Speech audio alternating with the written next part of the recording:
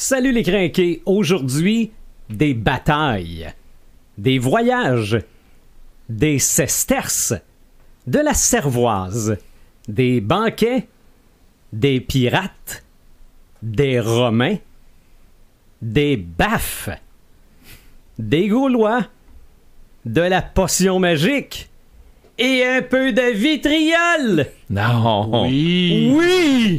On parle d'Astérix par Toutatis! Ça part pas! Prise 2 par Toutatis! Marc de Paperman Gagnon, Joël Imaginatrix Rivard, Éric Red de Gamer Bourgoin et Sylvain des Animator Bureau. C'est le podcast des crinqués.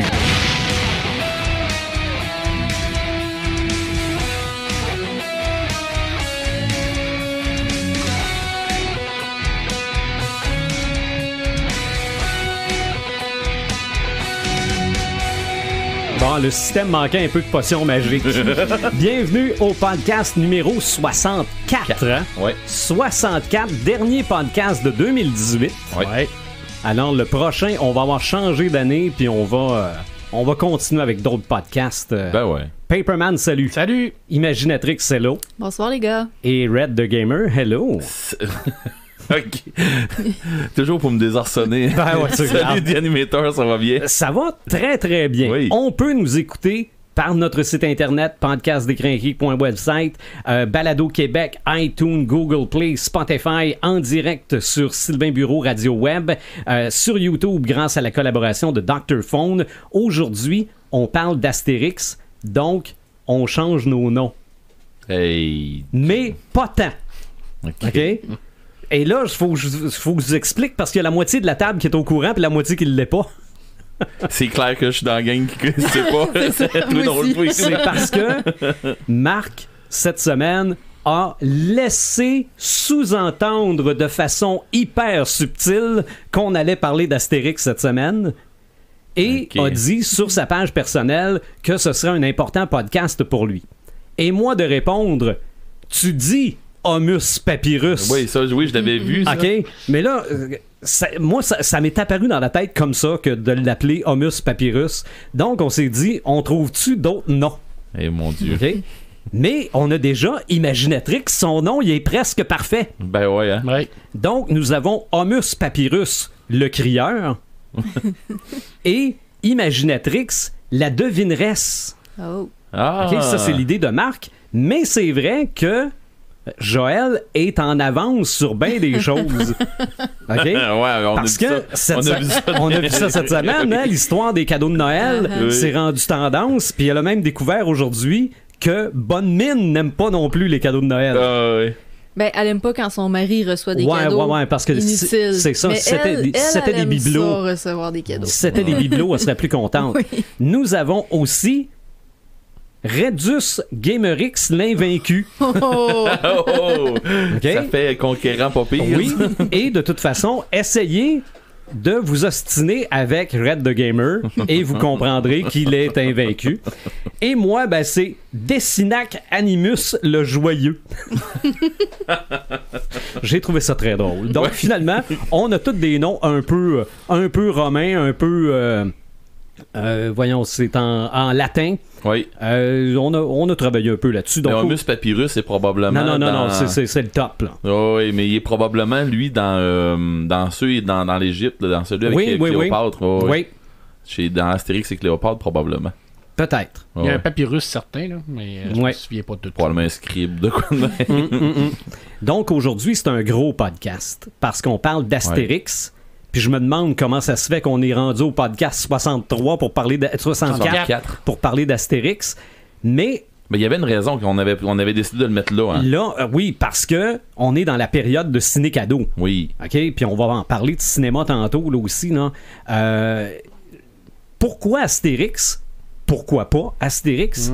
Mais ça se peut-tu que c'est pour plusieurs la première bande dessinée qui est pas un comic book américain, la première bande dessinée à couverture cartonnée, les premiers films de dessins animés pour plusieurs, c'est Astérix. C'est la porte d'entrée dans le franco-belge pour beaucoup de gens. C'est vrai. Hein? Énormément de gens. Astérix, là, c'est 37 albums depuis 59. C'est environ 375 millions d'albums vendus. Puis moi qui projette des acheter tous. Okay. Fait que, je répète, là, 375 millions d'albums vendus. C'est énorme.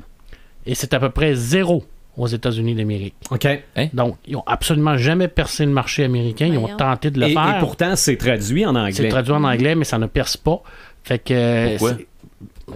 C'est pas dans les cultures. Les Américains sont très conservateurs côté comic book, côté bande dessinée. Ils aiment beaucoup ce qu'eux font, mais pas ce que les autres font. C'est ça. Ou peut-être, puis ça, c'est vraiment là, une hypothèse personnelle, là, il aurait fallu qu'il y ait une série de dessins animés un peu comme ils ont fait avec les Schtroumpfs. Peut-être. Mais. Ouais. C'est collé plus peut-être. Également sur la culture française. Oui. Ben donc, nous, on est beaucoup plus proche de la culture française que les Américains peuvent l'être, parce que, veut pas, nos cousins, c'est les Français. Je sais bien, mais je veux dire, c'est quelque chose qui touche à l'histoire en général. Là. Oui, mais je te le répète, qu'ils sont extrêmement conservateurs côté BD. C'est vrai. Okay. Il n'y a pas grand franco-belge qui pogne aux États-Unis. C'est pas juste Astérix. Non, franco-belge tout court. La majorité ne fonctionne pas. Et je rappelle le chiffre, environ 375 millions. Puis t'as même pas le marché américain. Et est-ce que ça se peut qu'à quelque part, étant des irréductibles québécois, on a été attirés par Astérix? Peut-être. J'adhère pas vraiment à ça. Moi, je lance ça de même. Moi, je pense que ce qui est le plus... ce qui nous attire plus vers Astérix, c'est surtout le double niveau de Goscinny, le double niveau de lecture qu'on a. Une lecture qui est beaucoup plus jeune au départ, qui nous amène vraiment dans cet univers-là. Ensuite de ça, on le redécouvre quand on est plus adulte. Oui. Et là, on comprend vraiment toute la profondeur de l'humour de Goscinny, mais surtout de toute la dimension très importante de son texte au niveau des parodies, au niveau des dénonciations des peuples, une dénonciation au niveau de la culture sociale, parce que c'est tout ça, Astérix. Là. Oui, c'est la base de la comédie. Je trouve, en plus. Mais c'est plus que ça. Le Goscinny, à l'intérieur de ça, là, il fait un paquet de dénonciations. Il parle de beaucoup de choses. Il caricature pratiquement tous les peuples de la Terre. C'est vrai. Bien entendu que c'est caricaturé. C'est gros, hein? On en rajoute tout le temps. Puis il prend des libertés extraordinaires au niveau de l'histoire. C'est la magie de la BD, ça. Ben oui, c'est exactement ça. Puis, mais ce niveau-là, tu le vois pas quand t'es jeune. Quand t'es jeune, ce que tu vois, c'est un Gaulois qui tape sur des Romains, puis c'est extrêmement comique, hein, la répétitivité, tous les niveaux de répétition dans l'humour de Goscinny. Ils tapent sur les autres, puis ils se tapent entre eux autres. Exactement, puis les banquets, puis c'est le fun, puis tu sais, ça a tellement l'air bon, on veut tellement être leur ami, dans le fond. C'est ça. Puis c'est tout le temps les mêmes jokes qui reviennent tout le temps. Hein? La fameuse assurance Tourix, cette joke-là revient dans tous les albums. Des fois même, ça revient plusieurs fois. Obélix les pirates, Obélix avec les pirates, avec la potion. Les pirates, c'est dans tous les albums, même des fois encore 2 fois. C'est les mêmes pirates tout le temps. Tout le temps. Puis ça, c'est la répétition. Hein? En humour, c'est important, c'est ce côté répétitif-là, parce que ça te permet de garder. Puis dans Astérix, il y a énormément de la répétition. Oui. C'est basé là-dessus. Ils ont fait leur modèle, puis ils l'ont rodé, puis ils ont continué avec ça. Oui, puis il va jouer beaucoup avec les jeux de mots aussi. Hein? On se le cache pas. Là. Tous les personnages sont pratiquement des jeux de mots. Là. Quelquefois, il y en a des très évidents. On va s'en nommer tantôt pour le fun. Mais il y en a d'autres qui le sont beaucoup moins. De toute façon, moi, j'ai appris cette semaine pourquoi Obélix s'appelait Obélix. J'étais carré dans le champ. Il y a deux versions. Là. Il y a la version qui est le plus connue, qui est un peu une légende urbaine, c'est que c'était par rapport à un Obélix. C'est qui était le symbole, le monument égyptien et tout ça, mais c'est pas réellement ce que Goscinny a dit dans sa vie, que c'était plus un Nobel qui était en hommage à ce que ses grands-parents faisaient, parce que c'était des imprimeurs. Alors, c'était deux caractères d'imprimeurs, dans le fond.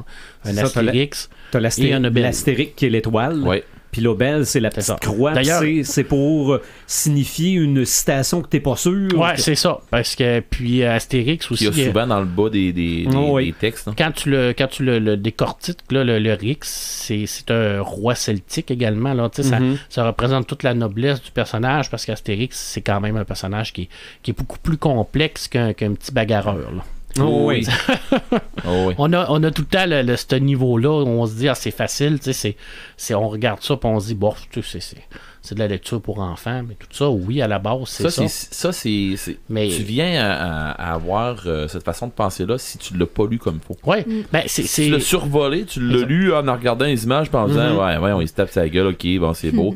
Mais si tu prends le temps de le lire puis de comprendre, il y a une différence entre lire et comprendre. Hein. C'est ça, tout à fait. J'en parle souvent avec mes filles, là, puis tu le sais, depuis des années, on va à la bibliothèque, là, tout ça, fait qu'on se ramasse souvent des livres, des BD, des affaires comme ça, puis mes filles, à un moment donné, tu sais, oui, je lis, mais je comprends pas ce que je lis.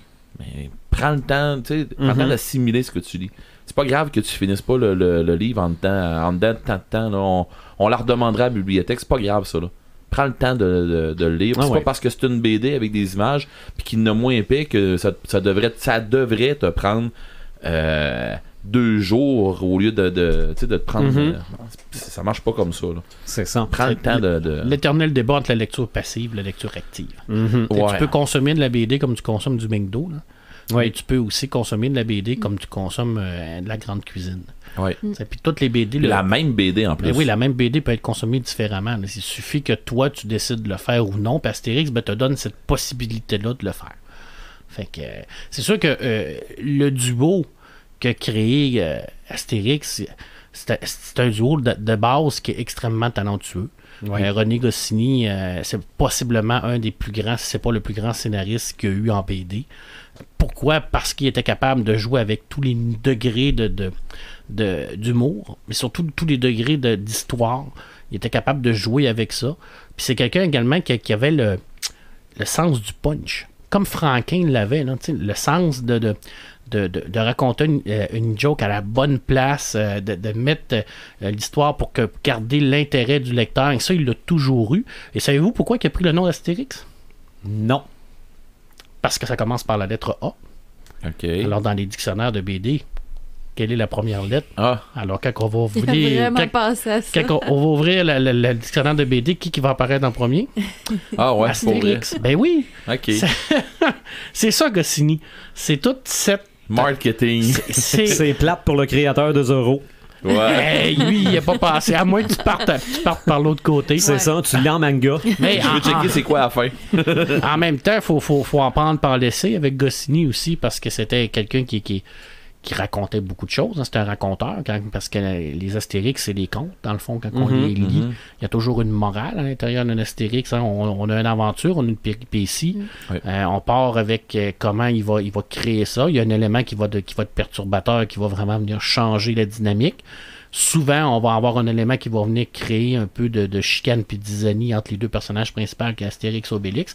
On a toujours c'est le même schéma narratif. Tout le temps. Mais on a toujours une morale également à ça. Puis la morale, à la fin, c'est l'amitié qui est toujours plus fort que tout. Parce que ça se finit toujours dans un grand banquet. Oui. Où est-ce que ça a tellement l'air bon du sanglier, hein? C'est bon. Mais c'est pour vrai, c'est vraiment bon. Pas avec de la sauce à l'amande. Non, pas avec la sauce à l'amande. Et ça, c'est une autre caractéristique d'Astérix et Obélix, c'est qu'ils ont voyagé beaucoup. Astérix et Obélix se sont promenés un peu partout en Europe.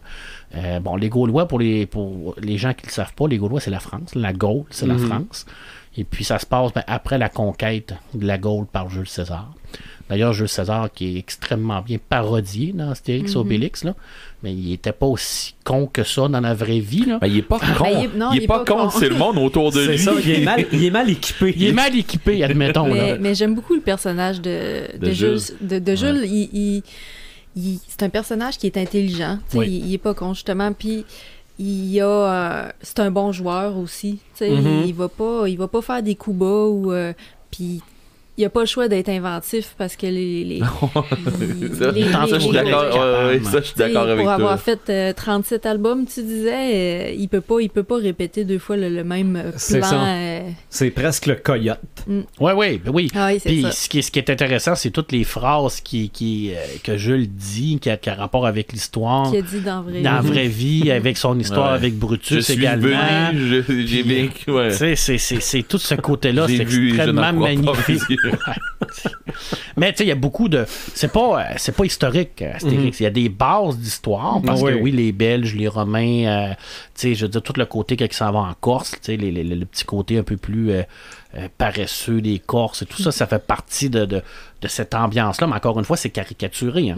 On se rappelle que tu prends un défaut puis tu le multiplies par 1000, mais il prend beaucoup de liberté au niveau des anachronismes. Là. Je veux dire, c'est Jules César... il n'a pas réellement conquis les Bretons. Là. Je veux dire, il invente des trucs pour faire avancer l'histoire.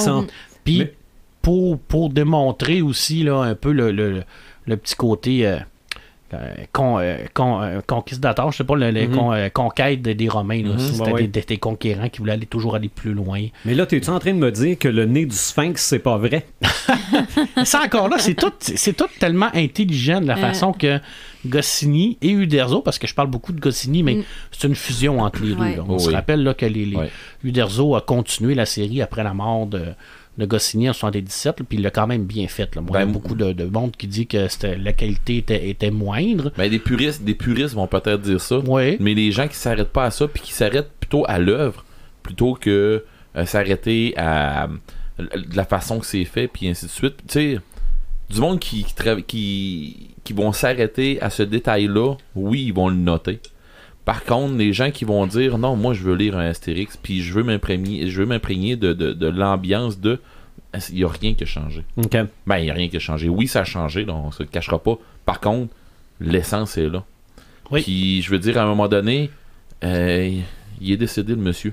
Et tu pourras pas revoir ce qu'il y avait. C'est ça. Puis l'autre, de toute façon, à force de les dessiner, il s'est quand même imprégné des personnalités des personnages aussi. Non? C'est sûr que tu peux pas... premièrement, quand tu crées à 2 têtes, 2 cerveaux, hein, toujours mieux qu'une, parce que tu as plus d'idées, puis ça fait en sorte que le choc des idées, des fois, c'est là que les meilleures idées sortent. Les faiblesses d'un peuvent être comblées par les forces de l'autre. Puis Goscinny, il amenait ce côté génial-là, mais Uderzo a quand même bien repris l'idée de base de Goscinny, puis la façon de raconter des histoires d'Astérix. C'est sûr que c'est pas pareil. Mais ça aurait été la même chose si Uderzo serait décédé en 1977 et qu'il aurait pris un autre dessinateur. On le voit présentement. Il y a des dessinateurs qui ont pris leur relève, mais c'est pas la même patte qu'Uderzo. C'est sûr qu'il va toujours manquer un petit côté de Goscinny dans Astérix, mais il n'est plus là. Mais on ne boudera pas notre plaisir parce que... Les gens qui vont chialer sur des affaires de même, on va dire comme ça, là, qui vont chialer là-dessus, ils vont aussi chialer sur des romans, tu sais, juste avant le podcast, tantôt on parlait de trucs de Warhammer. Comment est-ce qu'il y en a des séries sur Warhammer, sûrement sur Fantasy, entre autres, là, que d'un roman à l'autre, c'est pas le même écrivain, c'est pas la même personne qui continue, mais il continue la même histoire que l'autre. Ouais. Tu t'en rends compte d'un roman à l'autre, c'est quoi, tu sais, qu'il y a vraiment une différence. Puis ça fait quoi, ça? Ça fait que tu connais du monde différent. Ben oui. Puis ça fait juste élargir ta culture. Moi, je le prends comme ça. Je pense que c'est la façon de le prendre si tu veux pas trouver ça lourd ou quelque chose comme ça. Là. C'est la façon de le prendre. Puis je pense que c'est la façon aussi de le prendre pour Astérix. Tout à fait. De traverser ce mur-là, puis de dire, OK, je vais arrêter ou je vais être un bon public. Ouais, c'est ça. C'est la façon d'être un bon public dans ce temps-là. Avant d'être des albums, c'était des planches dans une revue. Ouais, c'était publié dans Pilote. Comme la plupart des revues à l'époque, là, des BD à l'époque qui avaient Tintin. Dans un journal, Pilote. quoi? C'était le journal Pilote, effectivement. En 59, on avait toujours une petite partie de l'histoire dans le Pilote. Dans l'autre numéro, ça continuait, ainsi de suite. Fait qu'après ça a été transformé en album. Là. Je sais que les premiers ont commencé en 59, mais je ne pourrais pas te dire le premier quand est-ce que les premiers, c'était ça avait rapport, mettons, les premières planches qui ont sorti, est-ce que c'était Astérix le Gaulois? Parce que le numéro 1, c'est Astérix le Gaulois. Oui, c'était vraiment Astérix le Gaulois, puis ils ont tout fait dans la majorité des premiers albums, ça a été fait dans Pilote. Okay. Après ça, ils sortaient en album. Là. Mais oui, ça a été avec Astérix le Gaulois, où Obélix avait pratiquement aucune... Dans le premier, on le voit, là, mais il n'y a pratiquement pas de place dans l'histoire. Là. Le duo n'était pas encore formé. Là. On voyait que c'était vraiment le début. Là. Idéfix n'était pas là. Parce qu'Idéfix apparaît, je pense, dans le 5e tome. Puis il n'y a même pas de nom en plus à cette époque-là. Là. Fait que, parce qu'après ça, il va devenir excessivement important. C'est un peu comme la conscience du trio, dans le fond, Idéfix. Là.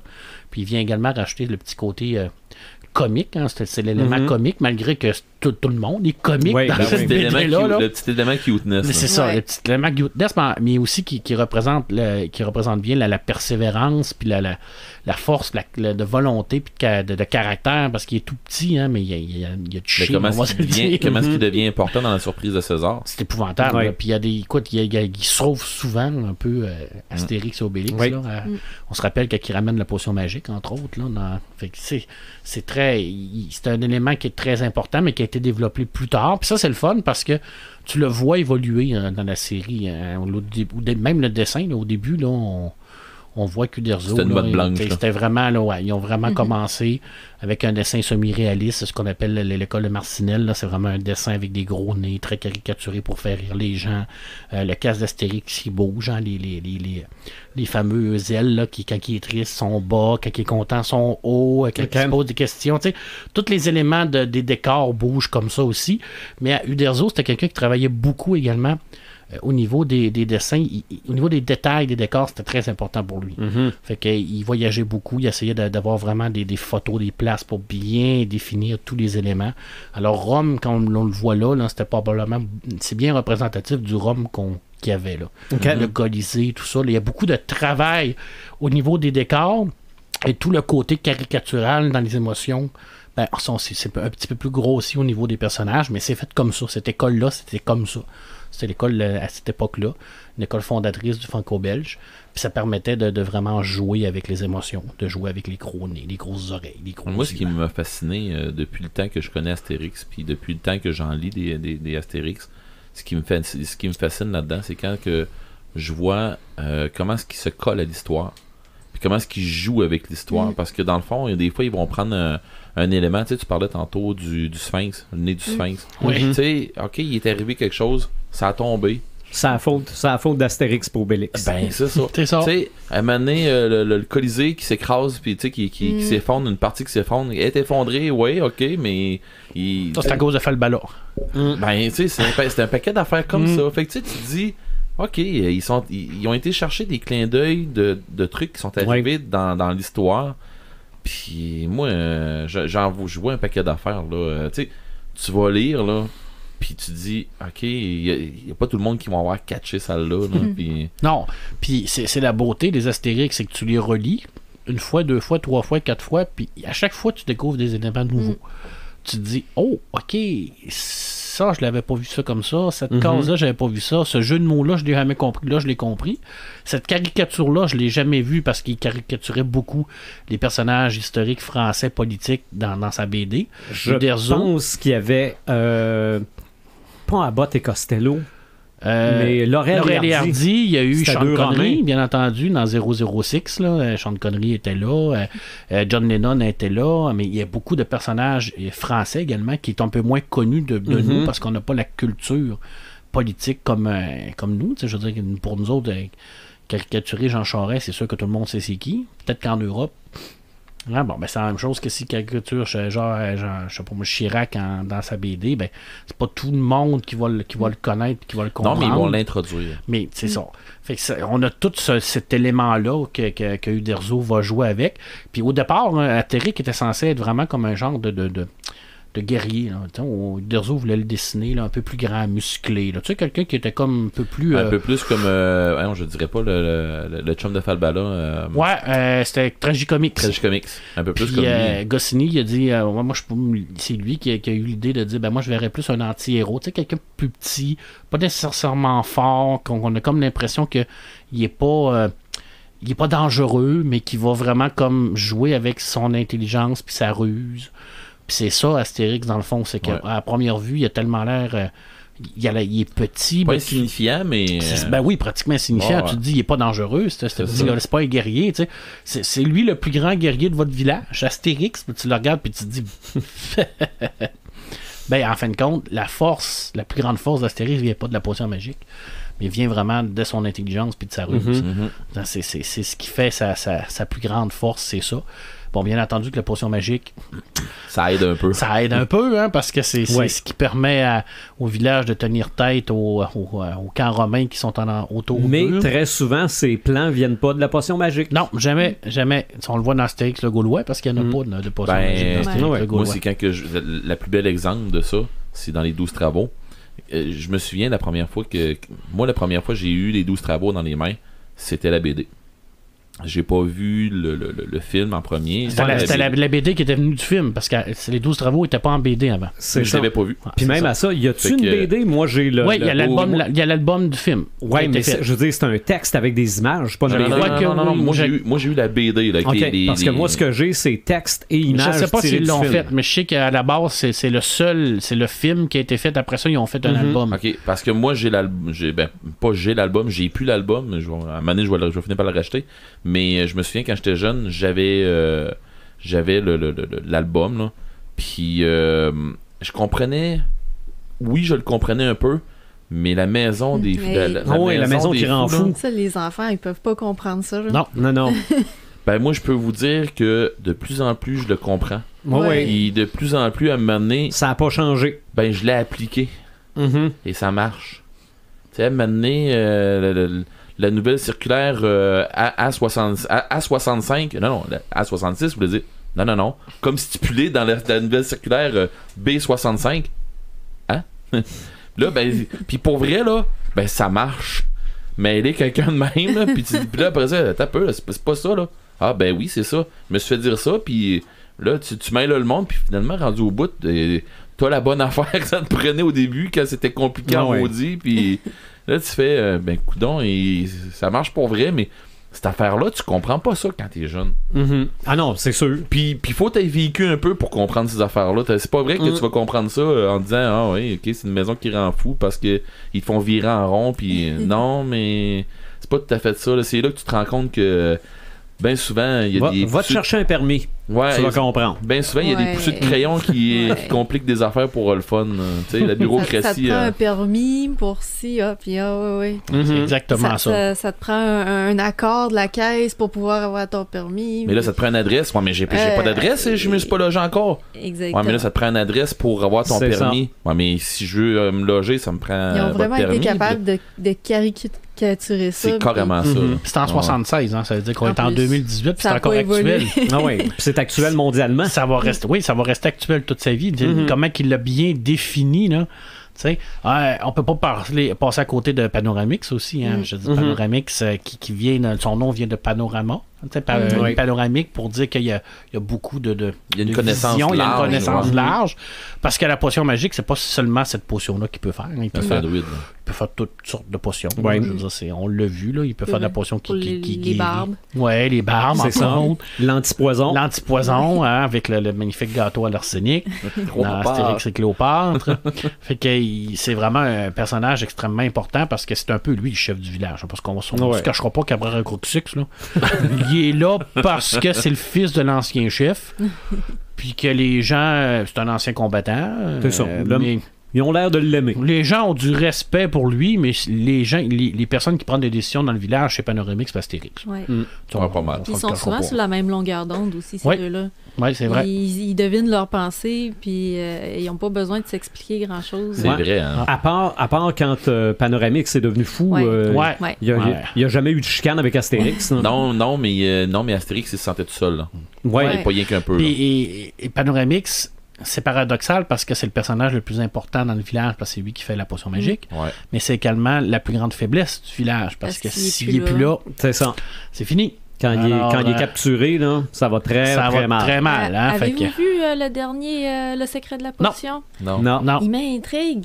Ben moi j'ai hâte là, j'ai vraiment hâte là. Il m'intrigue parce que j'ai vu une image tantôt d'une personnage qui s'appelle Pectine.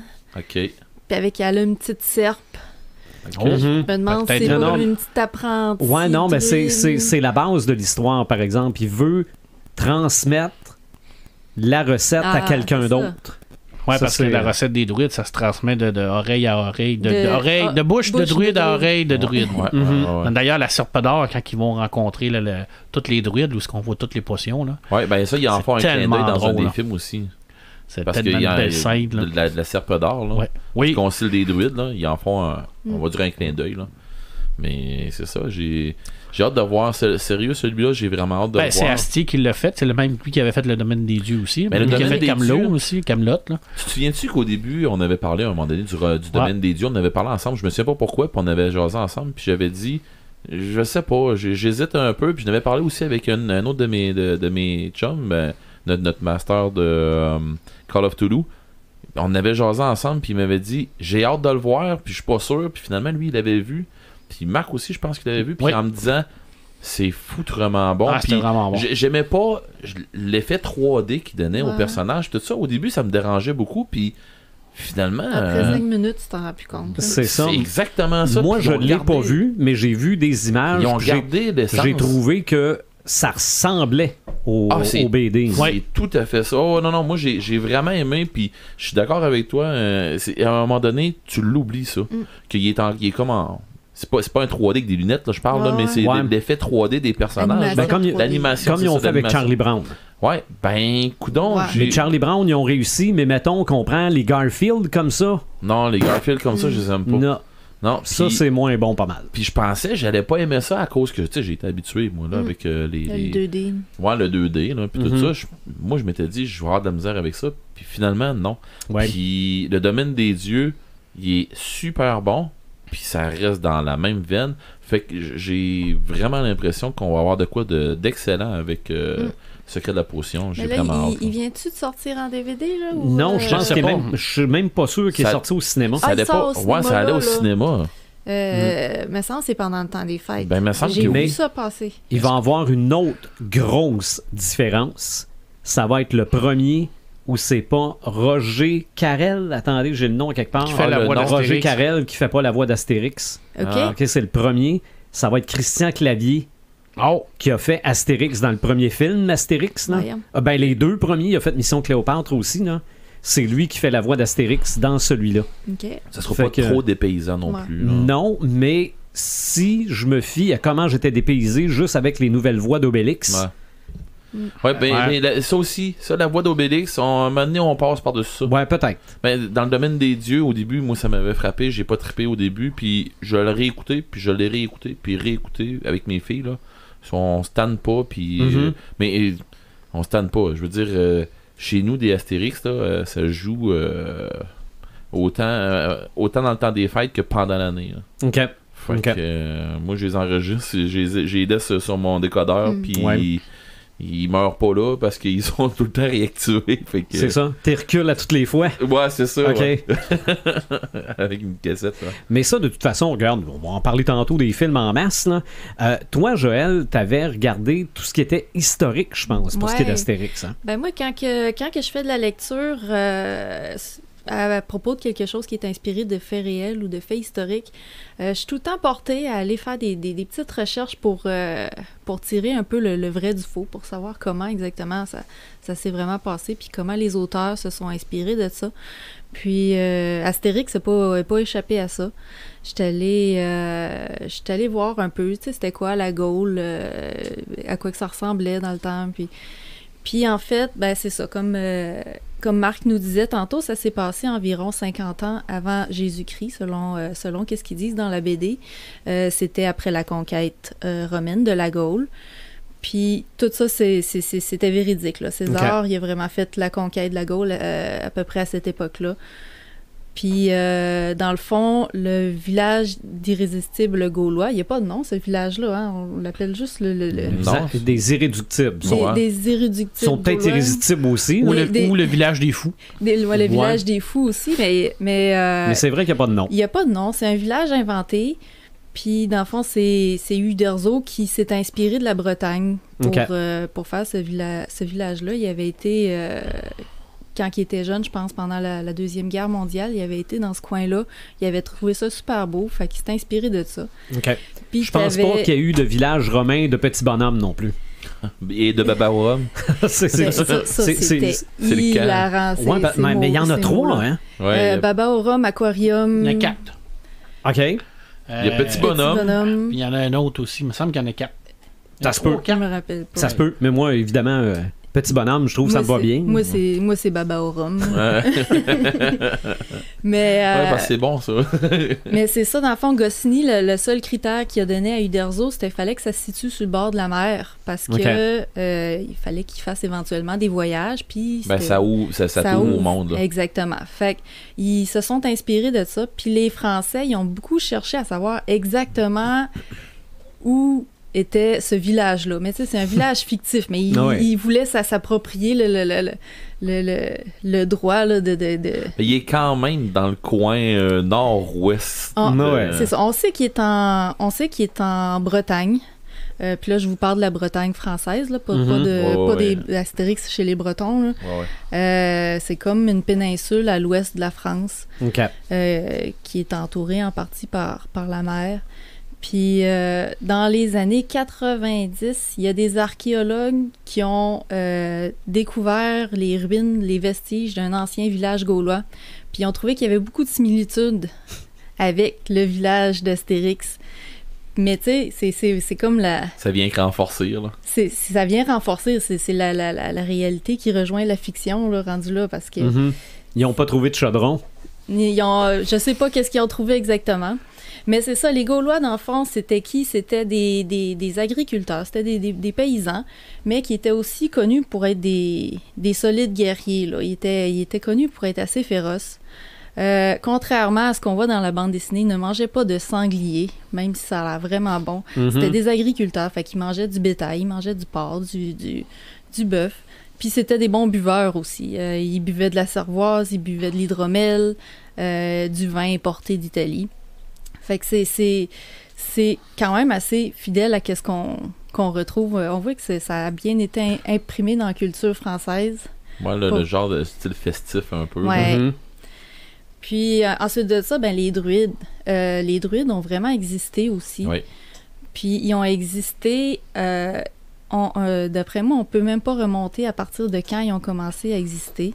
Ça c'est pour avoir vu d'autres trucs avec les druides, pour avoir vu faire d'autres recherches sur les druides. Ça existe depuis la nuit des temps. Ils pensent que ça existe depuis le néolithique. Ouais. Puis, fait que là, on parle de peut-être 2000 à 5000 ans avant Jésus-Christ. Là, on en remonte à très loin. Depuis le temps que les gens ils ont commencé à comprendre que les étoiles bougent autour, puis qu'ils ont un lien avec la Terre, puis ainsi de suite, là, à un moment donné, le monde a fait « OK, t'as pas quelque chose d'autre. » Je dirais pas que c'est la première religion qui a apparu, mais tu sais, c'est une des premières croyances qui en est dérivée de ça, là, de la terre, tout ça. Fait que... Puis les druides en Gaule, c'était des personnes super influentes. Fait qu'ils exerçaient comme plusieurs professions un peu. Là. Ils étaient professeurs, ils étaient juges, ils étaient médecins. Ils faisaient comme tout ce qui demandait un enseignement particulier un peu. Là. Puis cet enseignement-là, justement, comme on disait tantôt, il se transmettait de bouche de druide à oreille de druide. C'était vraiment une tradition orale. Puis c'est pour ça qu'on n'a pas beaucoup de connaissances sur les modes de vie à cette époque-là, parce que tout se transmettait oralement. Contrairement à Rome, où est-ce qu'il y avait beaucoup de scribes, puis des écrivains, puis des gens qui gardaient... par écrit toute l'histoire. On va trouver l'histoire de Rome, elle va être super détaillée dans des petits détails très précis, tandis que la Gaule, c'est tout le temps un petit peu flou, là. Qu'est-ce qu'on en retrouve de ce côté-là? Mais on dit que les druides portaient vraiment une longue tunique blanche lors des cérémonies. Il y avait une petite serpe aussi, mais on dit pas si la serpe était en or. On n'a pas trouvé de serpe en or ou quoi que ce soit. Ou s'ils se coupaient tout le temps, toutes les fois qu'on les surprenait dans les arbres. Puis il y avait aussi la cueillette du gui, qui était un rituel que ça a l'air qui a été relaté dans des écrits, qui était assez quelque chose à voir. Là. Ils faisaient un rituel autour de ça. Puis une fois l'an, ils se rassemblaient pour aller... toutes les druides se rassemblaient à Carnut, comme dans la forêt, dans Astérix, où est-ce qu'ils jugeaient un peu, ils réglaient les conflits entre les différentes tribus, puis... fait que Panoramix a été inspiré de cette histoire-là, puis... Ensuite de ça, l'autre, celui qu'on parle souvent aussi dans Astérix, c'est Jules César. Puis ça, Jules César, ben, sa vie, elle a été documentée de long en large. Là. On peut tout trouver. On pourrait même s'asseoir, prendre chaque BD, puis regarder qu'est-ce qui se passe avec Jules, puis voir si c'est vrai ou pas. C'est pas tout vrai. Où est-ce qu'il est rendu dans sa conquête, là. Où est-ce qu'il est rendu dans sa conquête, puis si c'est vraiment lui qui l'a fait ou pas. Puis un fait intéressant à propos de Jules, c'est qu'il n'a jamais été empereur de son vivant. Il a fait la conquête, il a été conquérant, mais il a été assassiné avant de devenir empereur. Puis il a été assassiné, puis c'est drôle parce que ça me fait un peu penser à une scène de la zizanie. Au début de la bande dessinée, on voit tous les sénateurs qui sont en train de se fâcher contre Jules César. Ben, c'est comme ça qu'il a été assassiné, en fait. Les sénateurs ont comploté contre Jules, et puis ils se sont mis en gang pour le tuer. Pendant un conseil, ils lui ont sauté dessus. Il a été tué par 23 coups de poignard. Puis ça serait pas son fils, mais dans le fond, le fils d'une de ses maîtresses qui aurait porté le coup fatal. Puis c'est Brutus. Ouais, parce que ce qu'on voit aussi, quand il dit Brutus, arrête de jouer ce couteau, oui, tu vas finir par blesser quelqu'un. Il dit aussi souvent Brutus, mon fils, il lui parle, il finit en disant mon fils, mais ses dernières paroles, ça aurait été toi aussi, mon fils. Fait que tu vois qu'ils ont aussi repris ce petit truc-là. Puis c'est ça. Il y a plein d'autres petites anecdotes comme Cléopâtre. Ça aussi, c'est vrai qu'il y avait une liaison avec Cléopâtre. En fait, Jules César, il y a eu plein de liaisons avec plein de femmes. C'est un Romain. Puis c'est ça. Mais c'est un conquérant aussi, il faut que tu le dises. Puis il est décédé en 44 avant Jésus-Christ. Fait que si on dit que Astérix, ça se passe en 50 avant Jésus-Christ, ben, tu vois que les dates... Ouais, il reste pas longtemps, là. Il a vécu pas mal plus longtemps dans la bande dessinée que dans la vraie vie. Elle est rendue là. Mais on dirait que chaque BD continue, mais on dirait que le temps arrête. Non, c'est sûr. Puis ça, je fais un petit aparté pour ce qui est des films, là. L'histoire du prochain film, là, c'est, selon moi, la première histoire où on se rend compte que le temps a passé. OK. Parce que là, c'est comme si Panoramix prenait sa retraite. Il y a une fin qui arrive éventuellement, là. Mais à part ça, c'est vrai, oui, on entend parler qu'ils ont été plus jeunes. Il y a des BD là, ou un roman, là, comment Obélix est tombé dans la potion magique, là, où on les voit peut-être plus petits, plus jeunes, mais à part ça... Il y en a pas aussi où est-ce qu'on voit leurs parents. Oui. Oui. Hey, je me souviens pas de tout. Là. Mais de façon générale, c'est comme les Simpsons, hein? Ouais, je sais bien. C'est toujours la même journée, c'est toujours la même année, c'est toujours... c'est intemporel. Même des fois, on a l'impression qu'il recule dans le temps. Là, parce que des fois, il passe beaucoup il saute d'époque, de temps, puis on a l'impression que c'est encore en 50, mais on ne sait plus trop ce que c'est. C'est difficile de faire une ligne temporelle. Ils ont des anachronismes dans les deux sens. Autant qu'ils vont avoir des trucs qui viennent du temps d'aujourd'hui, qu'ils vont avoir des trucs qui viennent de la préhistoire, d'avant ça. Puis... Ouais, moi, je fais juste penser, justement, dans Astérix et Cléopâtre. Ils sont encore en train de gosser après les pyramides, puis des affaires comme ça. Fait que maintenant tu fais, OK, c'est pas en 50 avant Jésus-Christ. Non, c'est ça. Fait que c'est comme un... Autant qu'il joue avec les mots, qu'il fait des jeux de mots, mais il joue avec la ligne du temps aussi. Il fait des nœuds dedans, puis il tricote la ligne du temps. Puis tout passe bien. Fait que, c'est... Absolument. Il fait même un saut temporel d'un métro pour trouver Alésia dans les 12 travaux d'Astérix. Oui, c'est vrai. Dans la caverne. Oui, c'est vrai, il y a un métro. Parce qu'on ne sait pas où l'Alésia. Cette fameuse ville où il y aurait eu la grande bataille, personne qui sait. D'ailleurs, il ne faut pas trop en parler devant Corsix, parce qu'il n'aime pas beaucoup ça. OK. C'est parce qu'il aurait fait cette guerre-là, mais en tout cas, on n'est pas trop sûr qu'elle a eu, qu'elle a existé. Fait que c'est comme un petit élément de perturbateur qui vient comme changer la dynamique de trucs. Je te nomme une couple de noms de Gaulois. Oui, c'est ça que je voulais qu'on fasse avant qu'on parle des adaptations. Là, on va se nommer des Gaulois, tantôt on va se nommer des Romains. OK. Pour le fun, parce que c'est toujours trippant. J'en ai parlé dans l'Odyssée d'Astérix, qui était Sean Connery, qui était caricaturé en 006. Encore là, on voit tout le génie. Là. Il y a eu beaucoup des druides en tout temps proches des mots de médecine, cicatrice, diagnostics. Ouais. Je veux dire, on voit déjà tout ça, le bain public. OK. Acide chlorhydrique, qui est un de mes préférés, honnêtement. C'était qui Acide chlorhydrique? C'était dans l'Astérix, les Légionnaires. C'était un légionnaire dans Astérix et les Légionnaires. C'était un des Gaulois qui était légionnaire. Là. OK. il y en a eu beaucoup. Self-Cervix. Pronostics. Écoute, il y en a là, comme ça, là, je pourrais en nommer. Là, Antibiotics. Mon préféré, c'est une gauloise, puis c'est... Attends, faut que je l'aie. Yellow Submarine. Oui, Yellow Submarine. Yellow Submarine. Sérieux. Hey, sérieux, celle-là est bonne. Le Phénicien, c'était Épi de Maïs. Ah. Tu sais, lui qui vend tout le temps des affaires à Astérix pour Obélix, là. Puis des pirates, mais là c'était Barbe Rouge dans les pirates. Là, ça c'était des noms classiques. Là. Ouais. Tantôt je te nommerai quelques noms. Mais c'était ok, oui, ben c'était ton gladiateur. Hein? Oui, ben je pourrais le nommer tout de suite. Là. Le gladiateur, c'est dans Astérix, c'est le gladiateur, c'est le gars qui s'occupe de les former pour qu'ils deviennent gladiateurs. Le chef du Lodus, là. C'est le chef du Lodus, le doctoré. Ouais, le doctoré. Doctoré. Lui, il s'appelait Brice Radius. Ouais. Tu sais, je veux dire, c'est... Brice Radius. On peut-tu avoir un plus beau nom que ça? Puis, on se rappelle tous de Tullus Tetritus, lui qui met la zizanie dans un des meilleurs albums, selon moi, d'Astérix. Là. Il jouait avec les jeux de mots comme ça. Là. C'était énorme. Là. Je veux dire, il y en a, là. Pourrait en nommer jusqu'à demain matin. Là. C'est incroyable. Là. Je sais pas comment il faisait pour vraiment tout trouver ça. Là.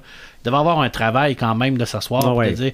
C'est tout représentatif par rapport également à leur personnalité. Là. Ben oui. Tu sais, Tullius Tetritus, là, c'est vraiment une merde, là, ce personnage-là. Là. Il est laid. Il est tout rabougri, il a le teint vert, il chauffe un peu, tu sais, il est tout épousselé un petit peu, là, mais il est vraiment méchant. Là, mais il a son nom. Là. Partout ce qu'il passe, il met la merde. Là. Il parle, puis le monde commence à chicaner autour de lui. Puis là, il n'a même pas besoin de parler. Des fois, oui, il fait juste arriver. Il fait rien qu'arriver, puis sa présence fait en sorte que ça fait comme... Puis là, je pourrais te nommer les Bretons. Ils sont allés un peu partout. Puis chaque finition de nom change selon la place où ils sont rentrés. Parce que c'est quoi? C'est chez les Go que c'est le chef, c'est Olaf Grossbaff. Tu sais, ça fait que c'est tous des noms qui fit avec la place où ils vont. Puis si tu te rends compte à un moment donné qu'ils s'en vont... je sais pas moi là, en Égypte, ben c'est ça, ça va être des noms qui vont finir en is. À mon bon fils. C'est ça. Puis tu vas en entendre parler, mettons, de quelqu'un d'autre qui va venir d'Égypte, ben tu vas voir qu'il va avoir un nom qui va finir en is. Quelqu'un qui va, tu sais, ils ont tous leur nom qui finit, puis ça suit ça. C'est ça que j'ai trouvé. Ça a l'air niaiseux. Spartacus. Ouais. Qui était Spartacus, mais on le voit, c'était vraiment une caricature de Douglas qui était pareil. Là, je l'ai là, sur le visage, on voit que c'est la même chose. Là, c'est quoi le livre que tu vires depuis tantôt? C'est quoi ça? Ça, oui, c'est vrai, je devrais en parler. Hein. Ça, selon moi, c'est la Bible d'Astérix. Là, pour les gens qui veulent vraiment là, avoir un livre sur Astérix, là, moi, je vous conseille ce livre-là. Là. C'est le livre d'Astérix. Alors, ce livre-là, là, c'est vraiment le grand livre qui référencie les 40 Ça s'appelle le livre d'Astérix. Oui, le livre d'Astérix le Gaulois. Puis à l'intérieur de ça, ils ont travaillé avec Goscinny Uderzo qui a parlé de comment il a fait des interviews. Et ça veut dire que c'est le genre de livre que quand tu t'es ramassé la collection de BD. Ah, mais même sans la collection. Non, mais t'as la collection de BD. C'est un must à avoir. Autant que l'autre. Je regardais tantôt, même si t'as pas la collection, si tu veux découvrir, si tu veux comprendre. Ça peut bien commencer ou bien finir. OK. Ou autant que l'autre, le nouveau livre là, qui vient de sortir, Astérix au Québec. Ça, c'est pas la même chose. Astérix au Québec, c'est un genre de recueil de ce qui s'est passé dans la culture québécoise. Non, c'est un essai sur comment on pourrait coller Astérix à la société québécoise. Ben, ok. Ouais, mais je le voyais pas comme... L'influence d'Astérix dans la société québécoise. Ouais, ben, je l'ai pas encore lu. Moi, je le voyais comme ça, je l'ai feuilleté. Puis parce que des pubs avec Astérix. Oui, j'ai trouvé des trucs là-dedans que j'avais quand j'étais parce que là, on parle bien que des films et des séries, mais Astérix, ça c'est... Non, c'est énorme. C'est autre chose. Il y a même un satellite là, dans l'espace, Astérix. Là. OK. Fait que regarde, là, je veux dire, c'est comme énorme. Là. Mais ce livre-là, c'est vraiment, comme je disais tout à l'heure, lecture active ou lecture passive. Ça, c'est de la lecture active. Ça veut dire que si tu veux en connaître plus, savoir comment ils ont pu arriver à créer ça, parce que ça n'a pas été créé sur le coin d'une table. Là. Ils ne sont pas réveillés un matin en disant bon, on va créer Astérix, Obélix, puis on fait ça pour le fun. C'est un documentaire papier. Exactement. Il y a un travail en arrière de ça. Il y a des idées en arrière de ça. Il y a énormément de collaboration aussi, parce qu'il était deux, mais il y avait un éditeur en arrière de ça. Il y avait des amis aussi. Il y avait des gens qui tournaient autour d'eux. Là, s'il te plaît, dis-moi pas que c'est out of print, ce livre-là. Je penserais pas, parce que c'est les auditions d'Albert René. Albert René, c'est quand ça date de... Oh mon Dieu, je vais te le dire tantôt, je vais regarder. Parce que des fois, des vieilles éditions, ils la refont. Donc, non, je pense que c'est encore disponible. Ou si t'es chanceux, tu peux la retrouver. Là, mais... Il y a eu une époque où Scuderzo c'est un peu poigné avec Dargaud, là, qui était l'éditeur d'Astérix, puis il a créé les éditions Albert René pour continuer Astérix. Là, parce que ça appartient à Astérix maintenant, ça appartient à Uderzo. D'ailleurs, récemment, il a dit qu'à sa mort, c'était fini. Là, il a laissé le pinceau, c'est plus lui qui dessine Astérix. Les deux derniers n'étaient pas dessinés par lui. Mais il a clairement dit que quand il allait mourir, Astérix était terminé. Il n'y en aura plus. Il faudrait qu'il se prépare une fin maintenant. Non, on a-tu besoin d'une fin? Non, je pense pas. Ça finit tout pareil, c'est le banquet. Non, puis moi, je suis plutôt d'accord avec ça. Je pense qu'Astérix, c'est un peu comme Tintin. C'est un peu comme un membre fondateur du franco-belge. Tintin, quand Hergé est mort, Tintin est mort. On s'entend qu'il n'y en a pas eu puis il n'y en aura pas d'autres, mais je pense que quand Uderzo va partir... Pense que c'est... En tout cas, je vais le dire comme ça, là, je pense que c'est correct pour Tintin. Puis ça va être correct aussi pour Astérix. Oui, je pense que oui. Ça va être une grosse perte. Moi, honnêtement, j'ai une préférence pour... Chaque bonne chose a une fin. Ben, c'est ça. Moi, j'ai une préférence pour Astérix. J'aime bien Tintin, mais je me ramasserais pas les Tintins et tout ça, malgré que c'est une grande œuvre. Non, puis je comprends Uderzo aussi, de quand il va être décédé, il n'y aura plus aucun contrôle sur qu'est-ce qui va se faire à l'avenir, puis... malgré tout le bon vouloir puis la bonne volonté des gens qui voudraient continuer l'œuvre. On ne sait pas comment qu'on va évoluer en tant que société, puis comment que nos façons de penser vont changer, puis ça peut devenir un n'importe quoi. Ça veut pas dire que ça arriverait. Mais je suis d'accord avec toi, toute bonne chose à une fin à un moment donné. Puis ça appartient pas à l'éditeur, il y a beaucoup de personnages qui appartiennent aux éditeurs. Fait qu'à partir de là, l'éditeur peut faire ce qu'il veut avec ce personnage-là. L'auteur n'a rien à dire là-dessus. Mais Astérix appartient à Uderzo. Ouais, bien Astérix et Obélix, Panoramix, puis tout le village. C'est Uderzo. C'est ça, le village, c'est Uderzo. Fait que, attends un peu, avant qu'il ait...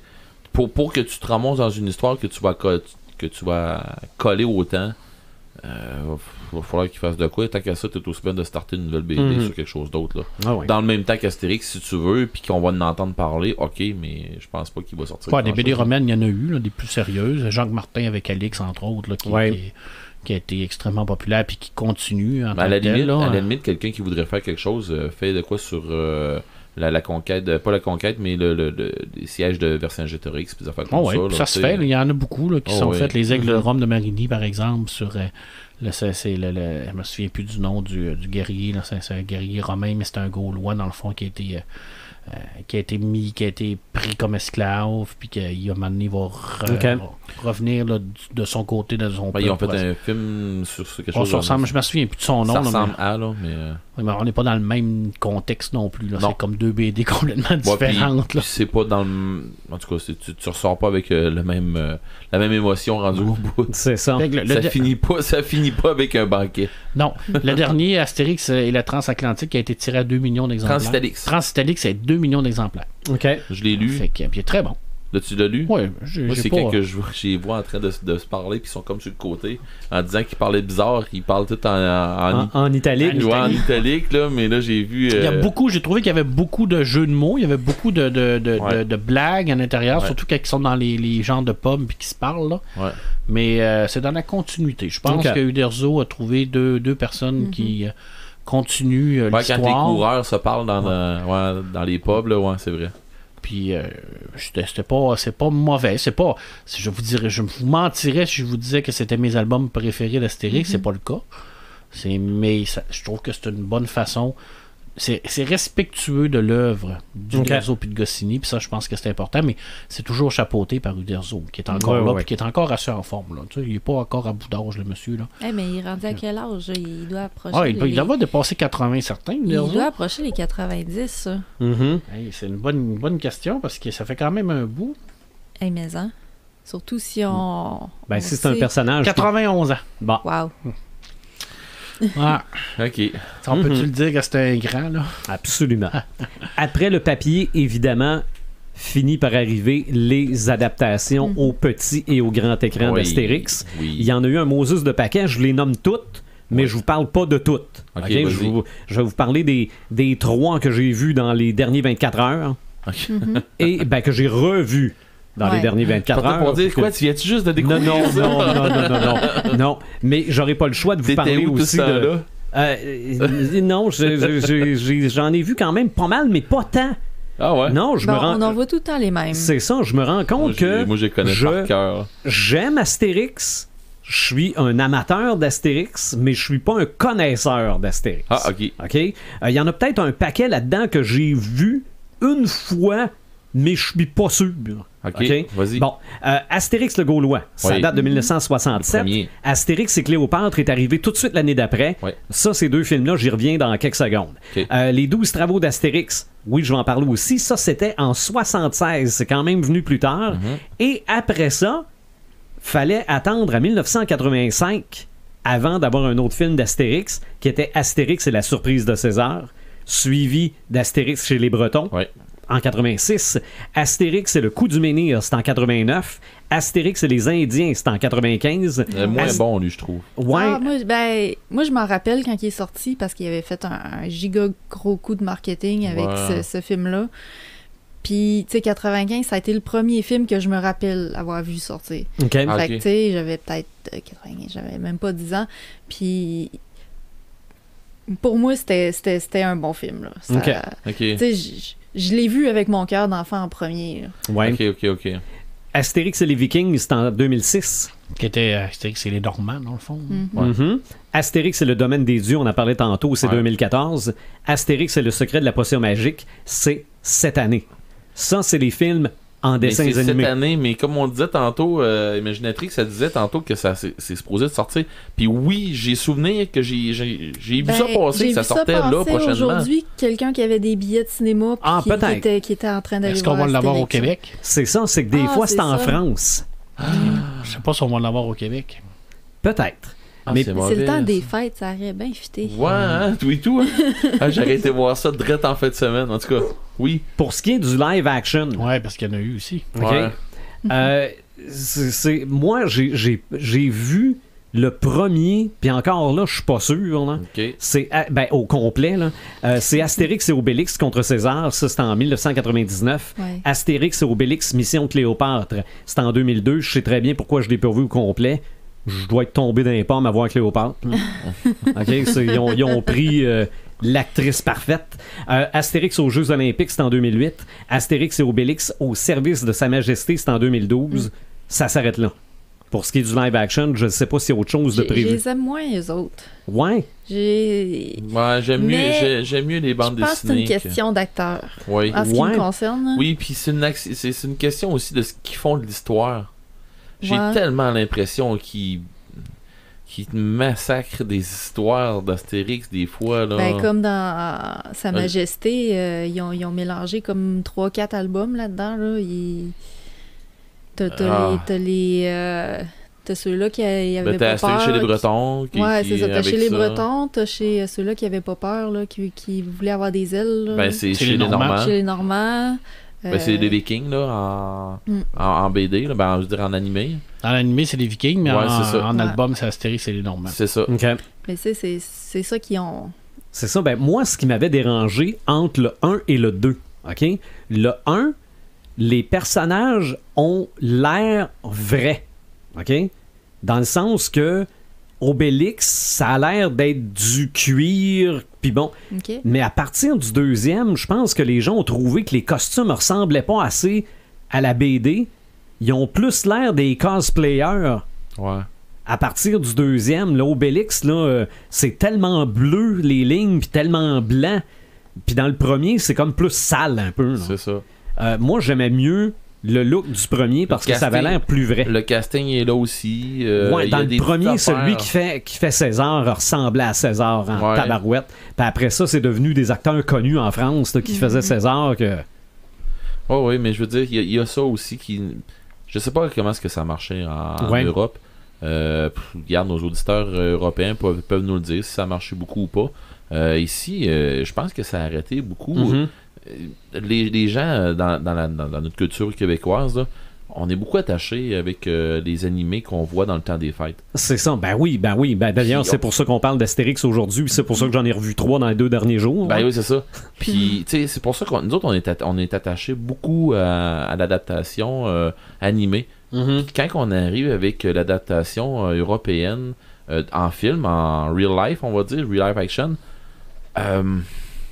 on a tous un bémol là-dessus. Ouais, ben c'est que là, je fais de la psychologie à 25 cents, là. C'est que c'est fait avec des gens qui sont près du public français. Ouais, qui nous rejoignent peut-être pas assez. C'est ça, peut-être. Mais écoute, moi j'ai vu Stéphane Rousseau arriver là-dedans, puis je me suis dit, moi à la Folix, là, sortez-le de là, puis ça presse, là. Ok, moi à la Folix, là, moi, non. J'ai pas aimé ce personnage-là, puis assez que je me suis demandé, veux-tu bien me dire que c'est quelle sorte d'innocenterie qu'ils ont pensé là à mettre ça là, en tout cas. Puis il y a un grand bout là où c'est que ça n'a pas de sens. Tu sais, quand ça se met à déconner, je me suis demandé à un moment donné, ils ont pris quoi les réalisateurs là, quand ça se met à jouer au ballon là, puis à se faire des passes là, non, arrêtez là. Arrêtez là, vous êtes en train de dénaturer ça là, puis là j'ai fait non, regarde, ça marche pas là. Fait que finalement, je vais me concentrer sur les dessins animés. Good. OK.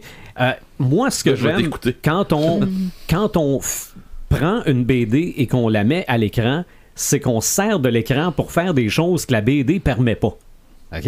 Et j'en ai noté quelques-unes par rapport au film que j'ai vu dans la dernière journée et que j'ai vu il y a un peu plus longtemps, c'est-à-dire les 12 travaux. Mais les 12 travaux, je me suis dit, on n'a pas le choix de parler de ce film-là, là. Les 12 travaux d'Astérix. J'ai vu dans la dernière journée Astérix le Gaulois, Astérix et Cléopâtre, et Astérix chez les Bretons. Astérix le Gaulois, c'est le premier. Je connaissais pas le contexte. Là. C'est Fiston qui en savait plus que moi, qui dit c'est parce que Goscinny et Uderzo, ils étaient même pas au courant que ce film-là était fait. Là. Je peux pas te dire. La première fois qu'ils ont vu, qu'ils ont su qu'il y avait un film, c'est quand ils se le sont fait montrer.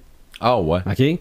Donc, n'étaient pas nécessairement satisfaits du résultat, à tel point qu'il y avait déjà de fait aussi la Serpe d'or et le combat des chefs, mais on les a jamais sortis. Ah, ça aurait été bon, ça. Ouais, mais avec la même qualité qu'Astérix le Gaulois. Moi, mon souvenir était meilleur un peu, parce que j'ai revu Astérix le Gaulois hier. J'ai trouvé que l'animation, le dessin, c'était assez ordinaire. Ah, c'est clair, là. Oui, c'était peut-être pour le public un Astérix niveau 1, là, parce que c'était le premier, mais on passe le temps à statuer l'évidence, OK? Astérix est là, Obélix arrive. Ah, Obélix, mon ami! OK? Pour qu'on sache qu'Obélix, c'est l'ami d'Astérix. Allons demander à Panoramix, notre druide qui est en train de chercher des ingrédients pour nous faire de la potion magique. Bon, là, à un moment donné, je disais, OK, c'est correct. Mais ce que j'ai remarqué là-dedans, c'est qu'à un moment donné, oui, Astérix prend un peu de potion parce que c'est le temps qui... Je sais pas trop, qui en prennent à toutes les semaines ou bon. Et Panoramix lui dit, va donc vérifier si ça a fonctionné. Et là, il part... Puis il arrache des arbres, puis il pitch des arbres. Là, je me suis dit, non, c'est plus tard, là, des arbres, il en arrache plus. Là. Non, parce qu'Idéfix aime pas. Idéfix aime pas ça, là. Ça, j'ai dit, voyons donc, Astérix, autre chose qui m'a un peu dérangé, à un moment donné, ils font tout comme une danse, puis ils se tirent les moustaches, puis bon, ils se rendent compte que c'est un espion. Ben, c'est Assurance Touriste qui joue, puis il joue bien. Ouais, c'est ça fait pas. Mais... Ça, je l'ai dit avant qu'on fasse l'émission. Il y a quelque chose qui m'a fait bien rire. Le rire du marchand de bœuf, là. OK? Quand Astérix lui dit « Ah, mais je veux faire un tour. » Puis là, il essaie... Ça, moi, du monde qui rit, ça me fait rire. Donc, c'est un bon divertissement. C'est le bon moment du film. C'est ça. Mais là, Goscinny et Uderzo décident de prendre les rênes et tout de suite, on tombe au deuxième qui est Astérix et Cléopâtre. Là, on est passé de la première à la 5e vitesse. Là. Oh ouais. OK? Astérix et Cléopâtre, là, c'est qu'en plus, oui, on adapte la BD, mais c'est pas nécessairement la BD. Juste quand le film commence et qu'on nous explique comment les Égyptiens parlaient à l'époque, puis qu'on nous montre des dessins, puis qu'on entend juste l'Égyptien qui fait les bruits, puis à un moment donné, l'Égyptien fait le bruit d'un véhicule à moteur. Ça n'a pas rapport. Okay? Là, tu te dis, c'est sûr que ça a été uniquement créé pour le film. OK? Dans la bagarre contre les pirates, la première bataille contre les pirates, là, c'est un show d'effets sonores. Là. C'est un spectacle auditif. Je suis sûr que je leur ferais là, la bagarre les yeux fermés, puis je vois une bagarre dans ma tête. Oui. OK? Astérix qui s'échange un romain avec Obélix, que Astérix donne une claque, Obélix donne un coup de bédaine, Astérix donne une claque, donne un coup de bédaine, puis après ça, dans le fond du bateau, puis le piano qui repart, c'est toujours la même chose. Puis il arrache le mât, puis l'eau coule. C'est ça. Astérix qui tape du pied après qu'Obélix ait défoncé la porte de Numéro Bis. Il est juste devant la porte, là, puis... Ça, tu peux pas faire ça dans BD. Ça, tu peux faire ça juste à l'écran. À un moment donné, Astérix brise le 4e mur aussi. Peut-être qu'il le fait dans BD. Ça, je suis pas sûr, là. Mais qui se retourne pour parler au lecteur ou au spectateur. Ce garçon, mais se donnera toujours. C'est ça, exactement. Ça, j'ai vu ça dans ce film-là. Évidemment, la grosse différence entre Astérix et Cléopâtre et plein d'autres films d'Astérix, c'est que dans celui-là, il y a des tunes. Puis des tunes qui restent dans la tête. Que la petite va tout va. Le bain de Cléopâtre. Le pudding à l'arsenic. Le pudding à l'arsenic, je pense que tout le monde le connaît. Même les colocs l'ont pris. Alors, c'est des grands classiques. J'ai bien aimé revoir Astérix chez les Bretons. La seule chose que j'ai pas aimé... C'est mon préféré, moi. Ouais, mais tout de suite en commençant, moi j'aime mieux le thème d'Astérix dans Astérix et Cléopâtre. OK? Là, c'est rendu une petite tounette des années 80. Là. Mais quand tu l'écoutes comme faux, là, ça fait très Beatles. Ça fait très British comme chanson. Ben c'est parce que c'est une version anglaise de la toune de la surprise de César. Mais quand tu l'écoutes comme faux, là, tu vas voir le style. Vu de même, c'est vrai que ça fit avec les Bretons. C'est sûr. Mais moi, c'est mon préféré. Là. Mais là-dedans, là, quand je dis des choses qu'on peut pas faire dans BD, là, quand il y a deux Bretons sur le bord de la grève qui voient les Romains arriver, puis qu'après ça, ils se disent on va aller avertir le village, tout ça, puis ils se revirent de bord en se prignant les deux. Moi, j'en revenais pas faire marcher des Bretons comme ça. C'est plate, c'est juste c'est la seule fois où ça arrive, mais ça m'a fait tellement rire. Est-ce qu'on se secoue la main? OK, puis secouons-nous les mains. Secouons-nous les mains. Puis Obélix qui secoue joli thorax. Il donne une méchante traille. OK. Ça, puis les Romains, il est violent ce film-là. Oui. OK? Les Romains qui passent à travers les murs quand ils montent puis qu'ils descendent de la prison. Là. La tour de Londres. La tour, là. De Londinium. Non, ça, là, à un moment donné, t'en vois un qui fait juste s'imprimer dans le mur, puis à un moment donné, il repasse à travers la même place. Ça, c'est des choses que je me dis, tu peux pas faire ça dans une BD. Oui, tu peux voir que, bon... il revole bien haut, il revole bien loin. Ça, ou dans le Astérix et Cléopâtre, Obélix qui défonce les portes de façon tellement nonchalante avec les Romains qui écrasent de l'autre bord. Oui, tu vois ça dans la BD, mais tu peux pas le sentir autant que de le voir ça descend tout seul. Fait que ça, j'ai bien aimé ça. Et on peut pas passer à côté des 12 travaux parce que les 12 travaux, on le disait tantôt, c'est une histoire. C'est le deuxième film produit par Uderzo et Goscinny, mais le seul où ils ont inventé l'histoire pour le film. Puis après ça, comme Marc disait tantôt, ils ont fait après ça la BD. C'est ça. Moi, cette BD-là, sérieusement, je l'ai lu, relu. C'est celle que j'ai lue le plus souvent. Puis elle est morte, là. Je peux même pas savoir où c'est rendu, là, parce qu'elle est morte, cette BD-là. Mais c'est un grand film, c'est une grande histoire. Moi, je pense que tout est là-dedans. moi, je pense que ça prend ça. Si on veut avoir... Moi, c'est sûr que les autres films, après, je les ai pas vraiment vus. Je vais dire 2. OK, mais mettons... Allons-y avec Astérix et Cléopâtre et les 12 travaux. Ouais. Mais pour te donner l'essence d'eux, là... Mm-hmm. Ouais, je suis d'accord avec toi. C'est ça. Mais chez les Bretons, là, 2, 3, il y a quelques bonnes taloches qui se donnent là-dedans. Moi, chez les Bretons, c'est les répliques. Moi, il y a rien qu'un qui s'en vont faire parler le voleur. Ah oui, je parlerai. Sage décision, ouais. je dis. Pétula. Je dis, j'espère que le voisin va parler. Ben, tu vois, le pot de fleurs qui sac le casque de côté, tu sais, OK. Mon pilum est plus fort que votre sternum. Tout le gazon parfait, là. C'est ça, puis oui, c'est vrai. Mais aussi, c'est ça, c'est qu'ils parlent en français, mais en anglais. Oui, puis c'est mourant. Secours-nous les mains, là. Tous les jeux ils ont dû avoir un gros problème de traduction pour la version en anglaise de ce film-là, là, ça devait être... Non, c'est sûr. C'est sûr. Quand ça se met à jouer au rugby. Oh oui. On va amener ce sport-là chez nous. Hey, moi, c'est quand que je vois Obélix qui dit chic, voilà un jeu intelligent. Tu fais taboire, ben, ouais, ok, c'est à ta hauteur, mon grand. Tu serais un bon scoreur. C'est ça. Mais il y a du bon. Il y a du moins bon dans les adaptations au grand écran, au petit écran d'Astérix.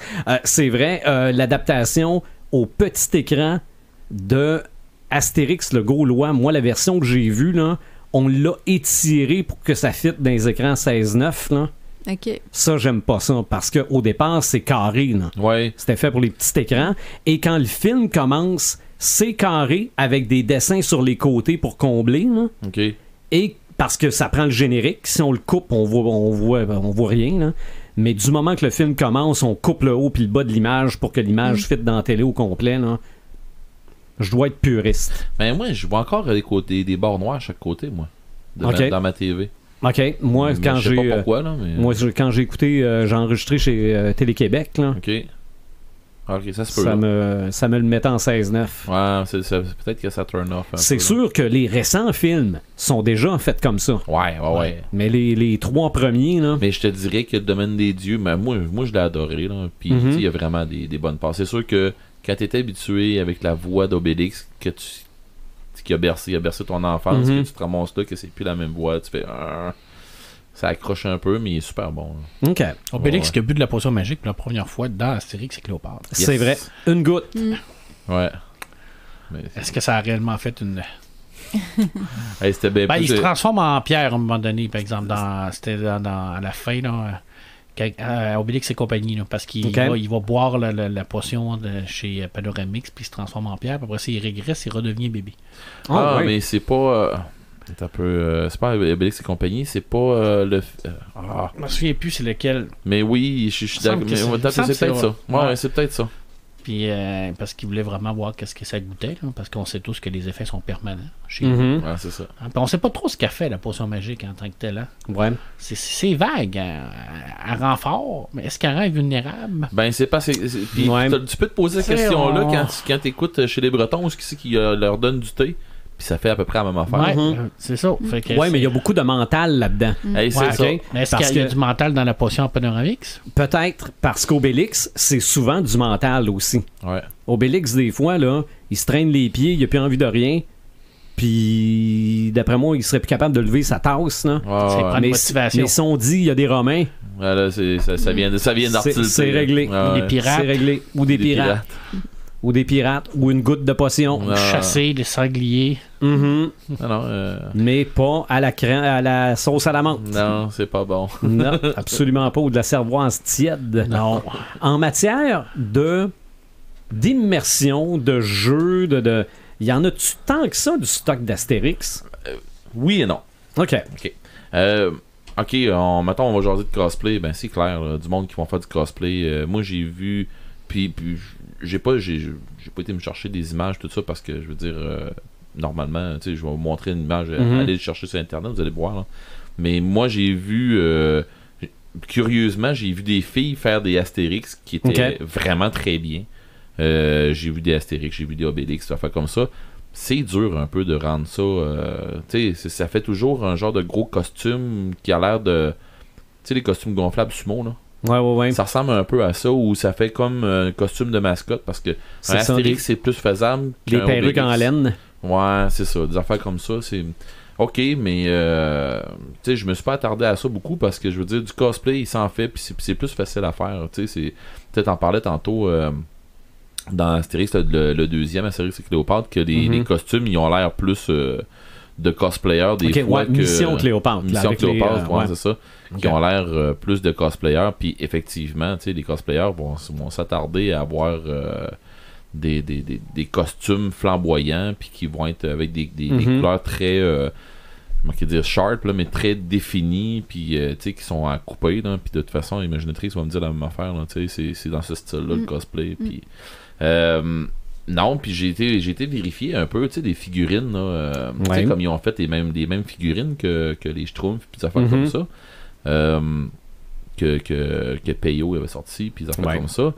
Je suis allé voir, j'ai dit peut-être bien qu'il y a des figurines de collection qui vont chiffrer une affaire de fou, puis pas tant, je veux dire, tu sais, oui, ça frôle le 300, puis des affaires de même, ça dépend de ce que tu vas te ramasser comme figurine, puis tout, mais c'est pas là-dedans vraiment que je me suis attardé. Je me souviens d'avoir ramassé un jeu à un moment donné, un board game. J'ai pas assez arrêté sur les board games là-dessus. Peut-être qu'il faudrait qu'on pourrait faire une recherche là-dessus. Il y aurait peut-être de quoi à sortir. Par contre, moi je me souviens d'en avoir vu un, puis c'était un genre de... c'est sûr qu'il sort... je suis pas sûr qu'il n'y a pas un Monopoly Astérix, mais je pense qu'il y a un Trivial Pursuit Astérix, au même titre qu'il y a des Trivial Pursuit à pas mal à toutes les sauces.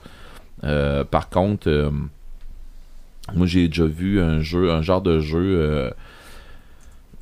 tu ramassais des serpes, t'avais une figurine, tu ramassais des serpes, c'était un genre de jeu pas serpent à échelle là, mais tu suivais un petit peu comme Destin. Okay.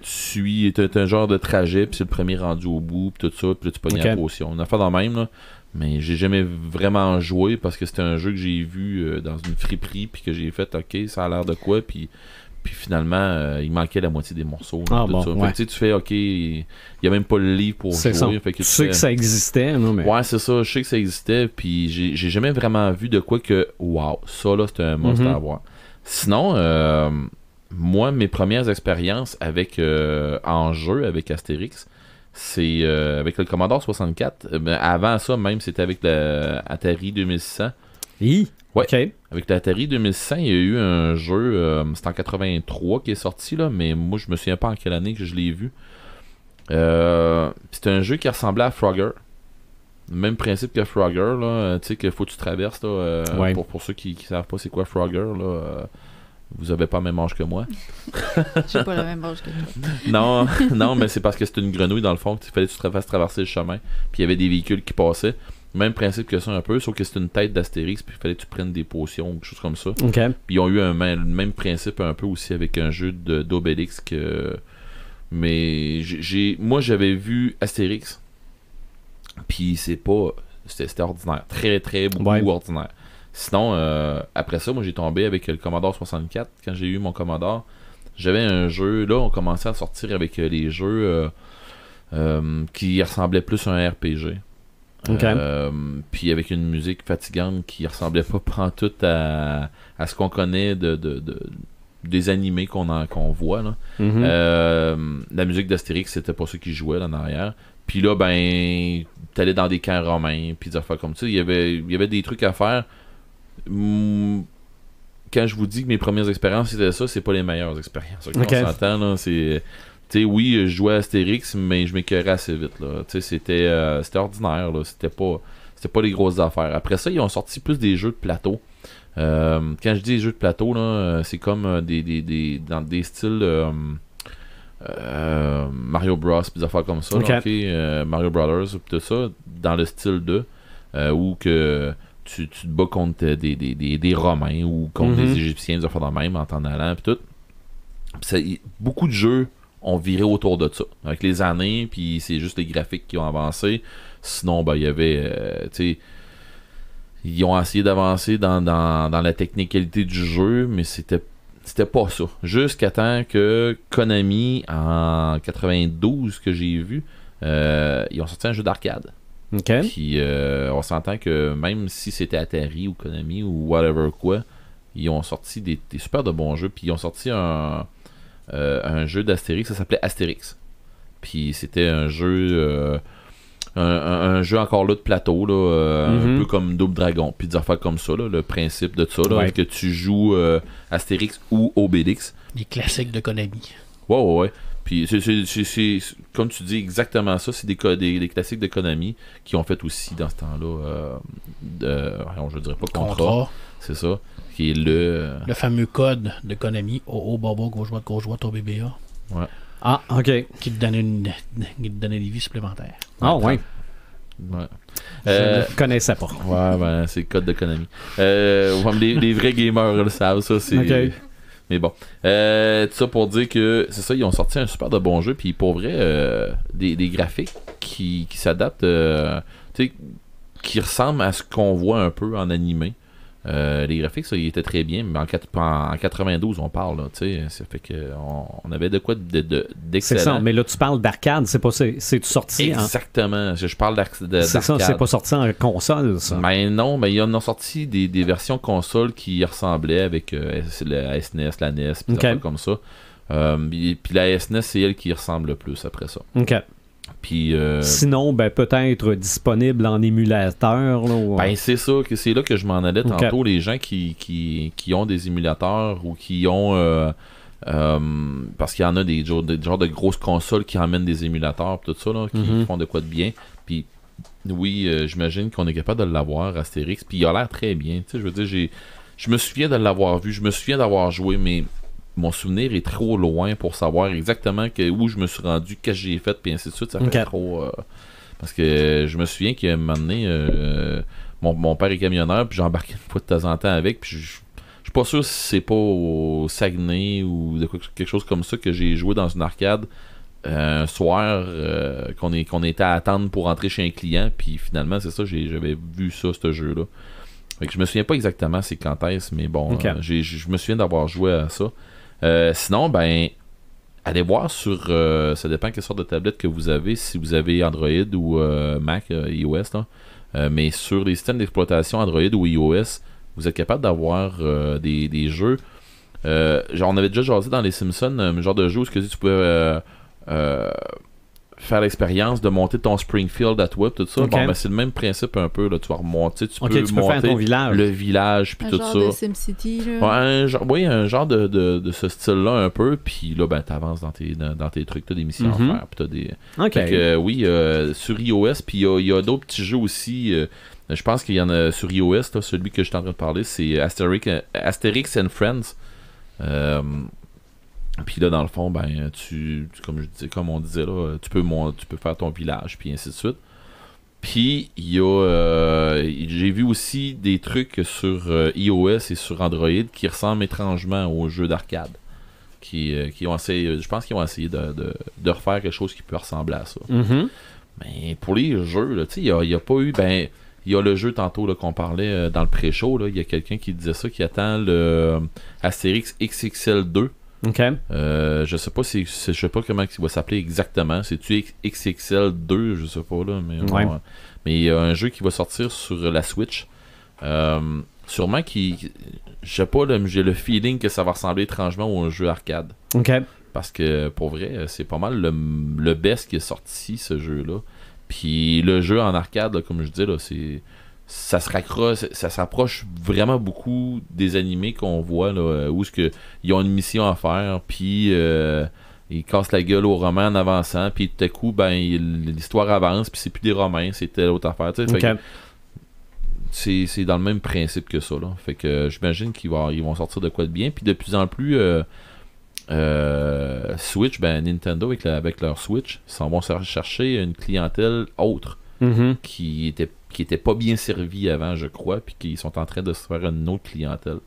Fait que, tu sais, on parle de Super Smash Brothers, là, que c'est pas un jeu de combat comme on est habitué de voir, mais où est-ce que tu peux avoir Mario qui se bat contre Pikachu, puis ainsi de suite. Ah ouais. Là, chaud du coq à l'âne, là, mais ils sont capables d'aller chercher d'autres mondes avec ça, au lieu d'aller chercher encore des jeux trop enfantins, des fois, ce que tu dis, ben, coudonc, je peux savoir un jeu maintenant qui va être... C'est ça.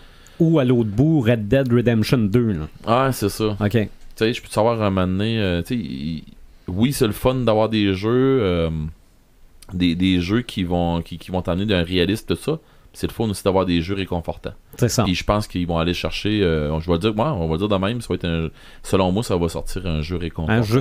Juste donner des taloches aux Romains. Là. Ah ouais, tu sais, de pas te casser la tête, tu sais, au même titre que, on va aller écraser des tortues avec Mario, tu sais. Ben, c'est le même principe que ça, c'est carrément ça. Ah ouais. Fait que, c'est pas mal ça. Et sortir de quoi qui est vraiment big, là, en jeu, là, j'ai pas vraiment trouvé grand-chose de fou raide, là. Mais trouves-tu qu'il y a du potentiel dans l'univers d'Astérix pour faire plus que ce qu'on a là? Oui, mais non. OK. J'aime ça croire qu'il y a beaucoup de plateformes qui pourraient s'ouvrir à Astérix, mais à un moment donné, moi, Astérix, ça reste les animés puis la BD. Okay. Mais ça, c'est moi, là. Je veux dire, jouer du cosplay de ça, ben c'est correct. Que jouer des cosplays d'Astérix, des fois je me dis c'est correct là, mais comme on dit tantôt, les cheveux en laine, il me semble que c'est ça. C'est boboche là, ou je sais pas trop là, mais tu sais, il y a des fois je me dis quelque part, coudon. Mais tu irais pas faire du grandeur nature déguisé en forgeron pour casser la gueule au gars qui vend du poisson? Non, mais je vais faire un vrai GN tant qu'à ça là, tu sais, je veux dire. Mais en même temps, le monde embarquerait tellement dans leur rôle là, je veux dire. Tout le monde, on écoute les films d'Astérix, c'est en site, puis on peut pas s'empêcher de lâcher des répliques de Gaulois, puis. C'est clair là. C'est clair que s'il y avait juste un jeu de rôle sur table ou quoi que ce soit. Mais il a déjà sorti quelque chose comme jeu de rôle, si je me trompe pas. Puis je suis pas sûr si ça a pas sorti avec GURPS là, qui c'est quoi, c'est Global General Role Playing Universal System. General Universal Role Playing System. OK. Fait que jeu de rôle universel. C'est ça. Puis ben puis qu'il y aurait peut-être quelque chose d'Astérix là-dedans. Ouais, mais c'est parce que GURPS ils ont tellement sorti de trucs à côté avec Green Ronin aussi, qui ont fait vraiment beaucoup de trucs qui ont comme pas de sens, là, qui viennent accrocher un peu n'importe quoi. Fait que ça me surprendrait pas que GURPS ont fait quelque chose là-dessus. Okay. Sinon, ben s'il y a quelqu'un qui nous entend puis qui fait hey, oui, il a sorti un RPG là-dessus, un jeu sur table, puis que c'est pas GURPS, c'est un tel, ben ramenez-moi à l'ordre, dites-moi c'est page Facebook du podcast. oui, je veux dire, j'ai pas la science infuse, là, c'est loin de là. Je me trompe une fois de temps en temps, mettons. Oui. Hey, avant nos samalumes, ça m'éteint. On a-tu 2-3 autres petits noms de... oui, tantôt, Joël nous parlait de Jules César avec ses déclarations choc, parce qu'on s'en rappelle. Alors, je vais vous en nommer quelques-unes. Je vais essayer de tasser le micro pour que je puisse les voir, parce que je suis pas super habile avec mes mains. Là. Alors, le Veni, Vidi, Vici, il le dit souvent, mais des fois, il le dit avec prestance, mais des fois, il perd un peu les pédales. Fait qu'il a déjà dit dans Veni, Vidi, je n'accrois pas mes yeux. Ça, c'est dans le Gladiateur. Veni, Vidi, Vici, et eux, ils rigolent. C'est étrange, j'ai envie de me faire un poisson grillé. Ça, c'était dans les Lauriers de César. Va voir chez les Belles si j'y suis. Ça, c'était une de ses répliques qui était quand même assez culte. Et puis, oui, Veni, Vidi et j'ai compris dans les Boucliers d'Averne. Alors, Jules César, c'était vraiment un personnage qui perdait un peu ses... ça me dit rien, ça, les Boucliers d'Averne. Non? Donc, c'est sérieux, je les ai pas tous lus. Fait que, en refaisant ma collection... Je suis content, tu penses que je les ai pas toutes lues, fait que on va triper, là. Le nom des Romains, des fois, sont un petit peu plus longs, un petit peu plus difficiles à prononcer, hein, parce que je vais essayer de le faire correctement pour pas avoir l'air d'un fou. Titus Residus dans les Lauriers de César, qui est quand même assez drôle. Il y avait... il n'y a pas de bonus. Caius Bonus, bien entendu, qui était dans les Gaulois. Stradivarius, dans la Zizanie. Caligula, Alvana Gom Kentepus. Celle-là, je ne l'ai pas encore compris. Quand tu vois qu'il y en a que je comprends pas encore, c'est bien. On va essayer de se forcer. Faut que tu le relises. Caius Eucalyptus. Le Caius Pupus qui était dans les travaux. Pons Penat. Ouais. Je pense que ça, c'est Volgan Amadeus. Tadvirus. Ok. Excusez, là, je les trouve toujours aussi longs. Tullius Mordicus. Alors, on voit là qu'il joue beaucoup. Puis, comme on disait tout à l'heure, quand on change là, dans les différentes parties, là, dans exemple, cours de tennis en Égypte, tournevis, numéro bis, tu l'as nommé, mise en pli. OK. Excusez-moi. Puis, je terminerai avec les... non, je vais pas sur quelque chose, je vais essayer de trouver les Corses. En Corse, Okay. il y a quelques noms assez corsés. OK. Ça sera pas... Ah oui, j'ai les ai ici. Ramolix. Excusez-moi. Café Olix. OK. Figentélix. Puis Chipolata. Je me rappelle pas de ces personnages-là. Faut que je leur lise, moi aussi. Il y avait le chef de clan, bien entendu, qui avait Siphonix, Austerlix, Paléontologix, Errata.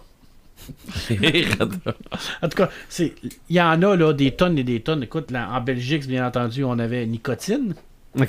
qui était Mannequin, le petit garçon, Moulifix, Botanix, bien entendu, qui est un classique.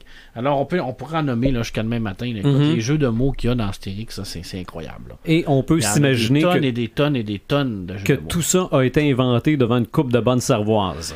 Ça doit, Je crois que oui. Honnêtement, je pense qu'il doit en avoir coulé... Non, mais si ça vient de sessions de brainstorming, ça, c'est juste les bons, là. Oui, parce Okay. que puis des fois, même dans les bons, il y en a qui sont un peu plus... borderline. Ouais, il y en a des plus élevés. Ils doivent avoir sorti n'importe quoi jusqu'à temps que ça ait un peu de sens. Et puis c'est des bons mangeurs. On n'a pas parlé beaucoup de la gastronomie dans Astérix. C'est vrai. Là, parce que quand il fait, entre autres, le tour de Gaulle d'Astérix, où il va chercher des spécialités de chaque village. Ouais. Puis c'est quoi la spécialité du village des Gaulois? Le sanglier. Non, c'était la châtaigne. Ah! Moi, Qui c'est donne quand son coup de poing, ouais. la châtaigne. Ou la cuisine de Mannequin Fix. Oui, Ouais, la cuisine des dieux. la cuisine Ok. des dieux. Ouais. Ouais, ça, c'était- L'éléphant aux olives. Wow. Il a tout mangé. Tu as vu le cuisinier, il est parti après les hors d'œuvre. Il n'y a pas de limite à ce qu'il peut manger dans Non. le fond, Obélix. On Non, ne sait pas c'est absolument quoi pas. sa limite. Là. Non, non, On ne sait parce pas que... sa limite de force non Les plus. 12 travaux, en tout cas, il va passer, il faut que je le réécoute. Moi, je suis. Mhm. On n'a aucune idée de où ce qu'il peut aller, à quel point il peut être fort. Parce qu'il fait des affaires complètement extraordinaires. Ben, le javelot fait le tour du monde. ouais, c'est mais- vrai, hein? Mais Oui, tu sais oui, que. Ben, ouais. Et lancé de façon tellement nonchalante. Ouais. Ouais. Ils grimpent des montagnes enneigées avec aucun vêtement sur eux autres aussi. Mhm. Tu sais, on Mais on sait pas c'est quoi la on limite. parlait sur la culture québécoise là, tantôt, là, avant qu'on se garoche à finir ça. Puis je parlais dernièrement avec un ami sur Facebook. C'était au fait, là, 2-3 ans. J'ai été assis avec mes 2 filles. Puis on attendait d'écouter. Tu sais, je jasais avec lui, on textait. Puis moi, j'étais assis avec mes filles pour écouter Astérix. Je pense que c'était les 12 travaux qui allaient passer ou quelque chose comme ça. Puis à un moment donné, je jase avec. J'ai dit, là, il va falloir que je te laisse. Astérix commence, tout ça. Il dit ah ouais, tu t'écoutes ça, tout et tout. C'est comment, tout et tout? Mais- Ben, j'ai dit, j'écoute ça, c'est clair, j'écoute ça. J'ai dit, c'est des cadeaux, puis tout ça. J'ai dit, on se fait une séance papa-fille, tout ça. Fait que j'ai dit, puis ma blonde, ça là, mon ex, la maman des filles. Ouais. J'ai dit, puis ma blonde qui est en train de me dire que là, il me laisse pas finir. Tu sais, j'ai pesé sur Enter.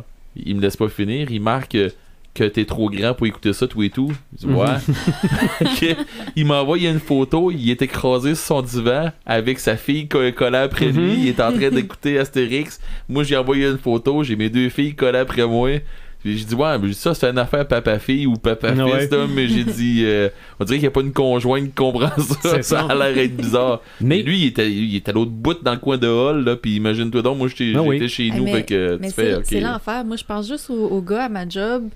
Qu'est-ce qu'ils c'est- attendent pendant le temps des fêtes? C'est pas des geeks, là. C'est pas des gars qui vont ouais. écouter des dessins animés ou qui vont lire des bandes dessinées ou quoi que ce soit.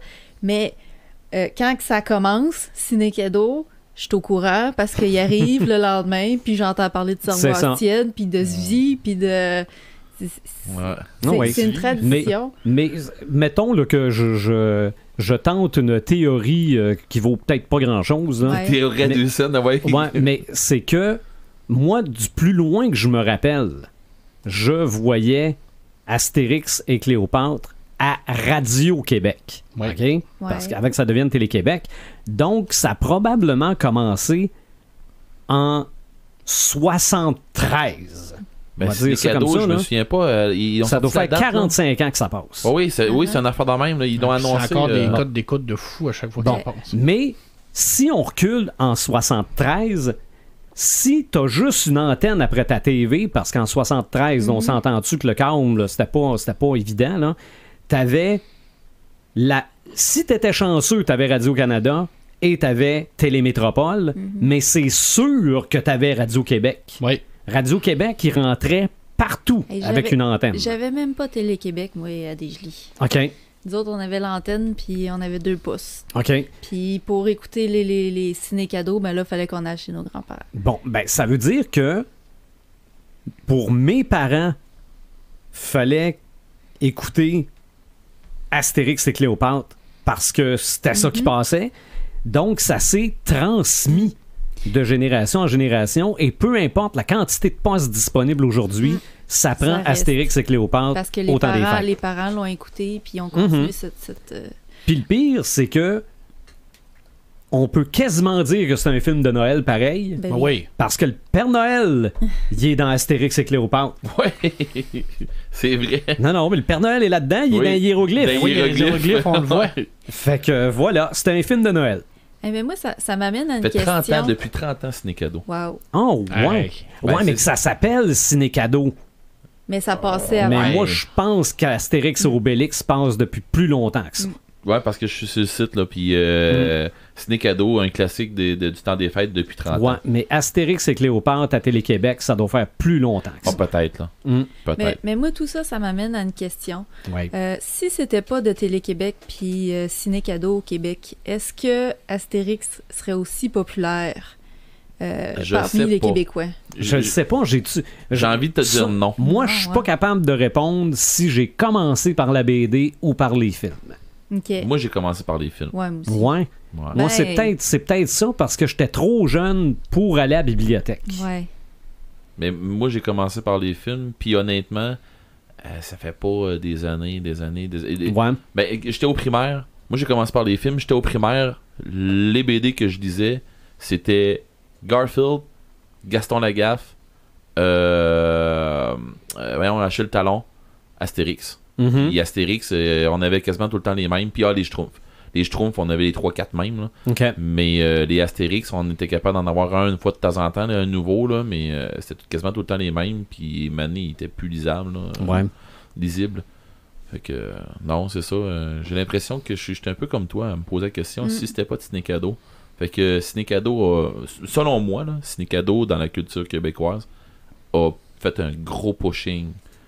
Ben, pour ce qui est d'Astérix, Lucky Luke, Tintin.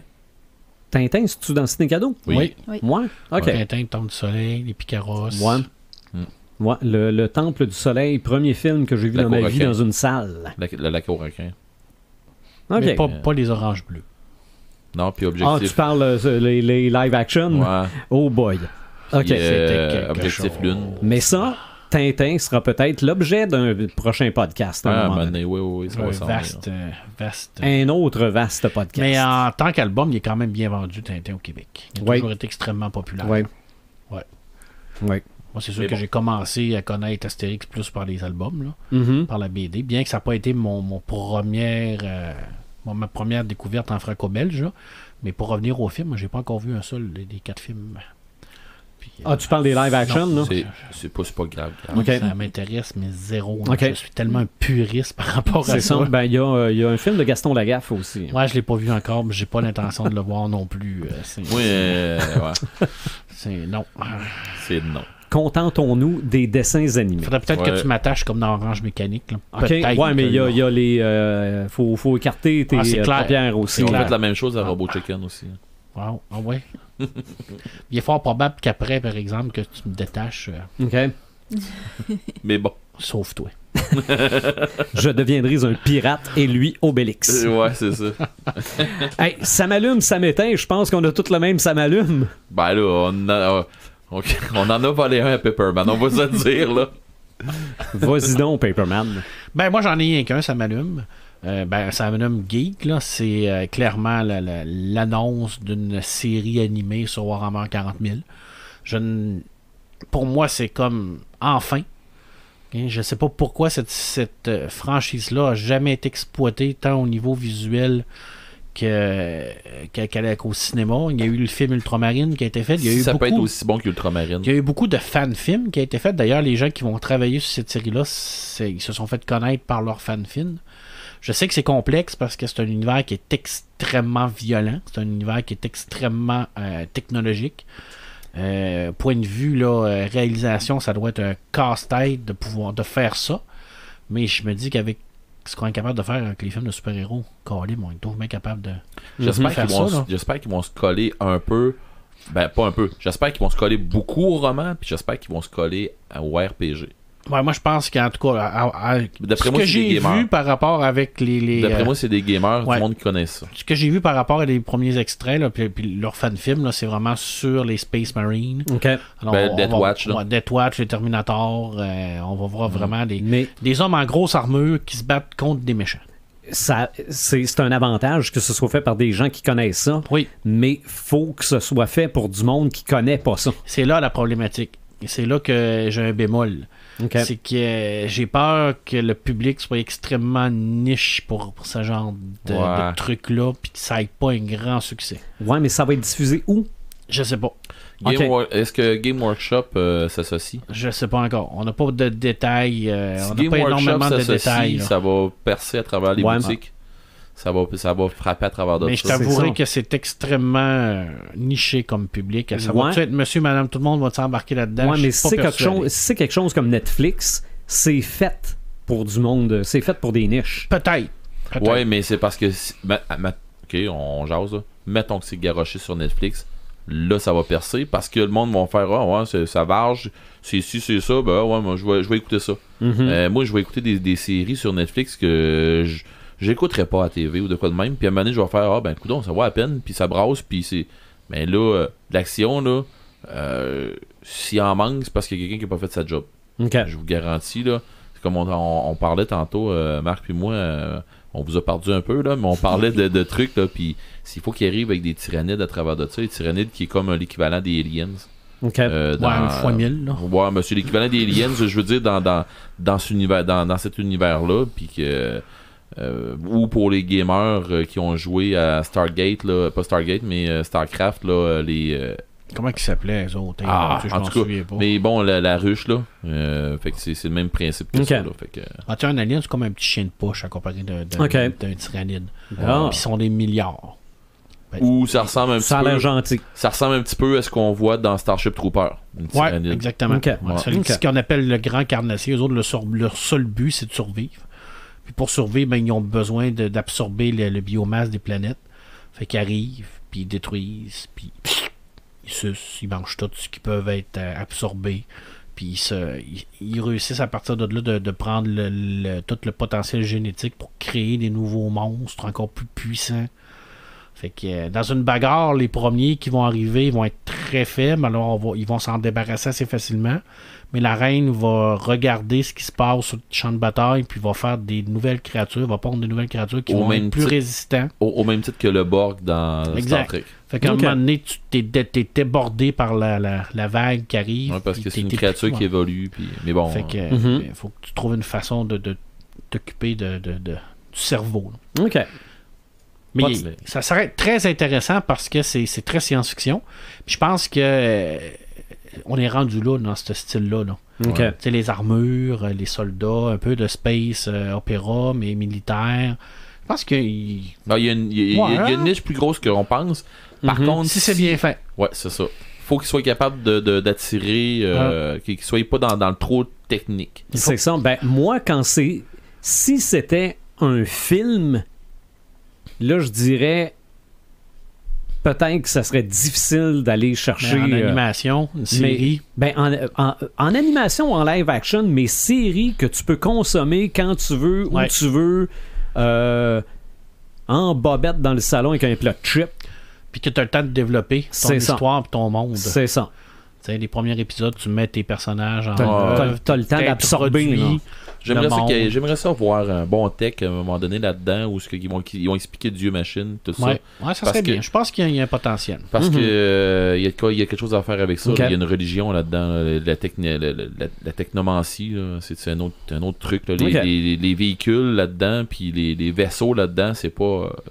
On verra pas de quoi de nouveau avec des chasseurs... dans l'espace, quelque chose comme ça, c'est pas ça qui va se passer pantoute, là. Vous allez voir, là. C'est pas un univers comme à la Star Wars ou à la Star Trek que vous allez avoir des combats spatiaux, vous allez faire de même, c'est pas ça pantoute, là. OK. On va débarquer sur des planètes pour on va faire du ménage parce que dans l'espace, tu t'amuses pas trop là. OK. Ou donc on va voir dans un Space Hulk, on va voir des trucs dans un Space Hulk, ça se peut vous dire. Avais-tu un samétain? Oui. Ah oui, c'est vrai. Oui, puis je suis même allé voir pour comprendre qu'est-ce que tu vas me dire. La bande-annonce de Hellboy. OK.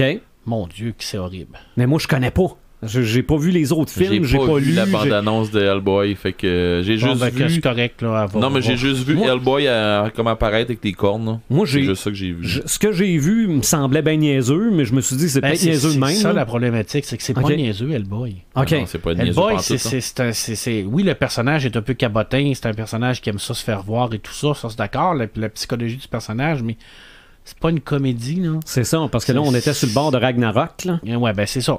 Okay. Tu sais, Hellboy, c'est Mike Mignola avec un paquet de références à beaucoup d'auteurs de science-fiction puis d'horreur. Puis c'est la lutte contre le paranormal. Même qui parle de Astaroth. Il parle de tout là, à l'intérieur de ça. Il a tout mélangé ça. Puis là, écoute, ça a l'air cheap. Pas Astaroth, Astur. Ben ouais, mais je pense qu'il parle de beaucoup des dieux de Lovecraft. Et je pense qu'il parle même de Cthulhu. Il mélange tout à l'intérieur de ça. Puis... Écoute, l'image vraiment a l'air cheap.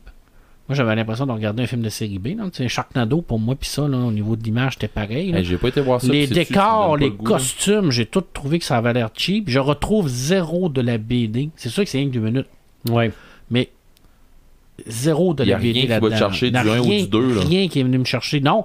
Ben, dans le 1 et dans le 2, bon, il y avait des bons éléments. Il y avait des éléments négatifs aussi, là. Mais il y avait quand même la base. Là. Non, c'est le policier dans Strange Things. Ouais, c'est le policier dans Stranger Things. Ouais. Ah, il est bâti en tabarouette. Là. Ah, il est bâti tout, là, mais... C'est pas ça, c'est parce que... Voyons, je me souviens pas du nom de Ron Perlman. Ouais, Ron Perlman, là, excuse-moi, mais... Il jouait très bien. Il a face à ça, Mais bref, ça m'a vraiment éteint parce que c'est une série de BD qui est extraordinaire, qui est classique, qui est culte, qui est décrié parce qu'il y a des gens qui disent « Moi, Mike Mignola, j'aime pas ça, ce dessin-là. » Mais des fois, il faut aller plus loin que nos perspectives puis ce qu'on aime pour essayer de découvrir d'autres choses. Là. C'est le fun de sortir de notre zone de confort puis de dire que oui, peut-être que le dessin me plaît moins, mais essaye de voir pourquoi il est dessiné comme ça. Là. Parce qu'il y a une raison. Mike Mignola, il ne dessine pas de même pour le fun. Là. C'est ça. Ben, tu vois, moi, c'était Corto Maltese. Oui. Bon, moi, ce dessin-là m'avait jamais attiré. Mais je suis sûr que si je lis c'est quoi l'histoire, je vais peut-être aimer ça. Là. Exact, oui, parce que ce style-là il est différent de ce qu'on connaît. Là. Mais en tout cas, bref, ça m'a étendu, mais total. Là, mais j'ai zéro intérêt pour ce film-là. Zéro. OK. Zéro. Puis c'est quoi l'idée de prendre un acteur poche comme ça pour jouer Batman dans Titan? Ah, je sais pas. J'ai aucune idée, mais d'après moi, il joue pas. Il fait juste...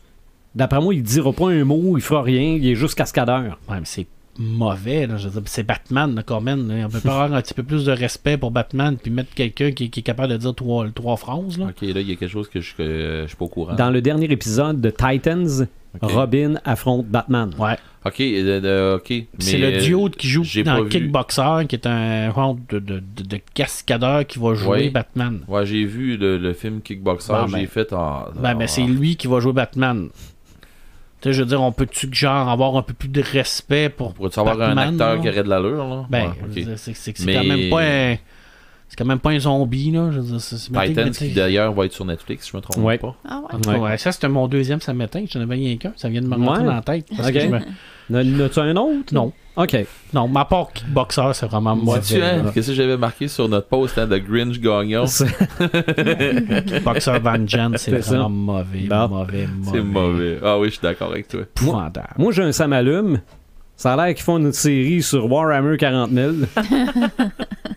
J'ai hâte de voir cette série-là parce que je vais savoir c'est quoi Warhammer 40 000. Non, mais sérieusement, là, toi, là, faut que tu te tapes Ultramarine. OK. Ah ouais, on va l'écouter. Je vais trouver ça quelque part. Y a-tu quelqu'un qui l'a d'acheter quelque part? Je dois avoir ça quelque part, certain, en DVD. Là.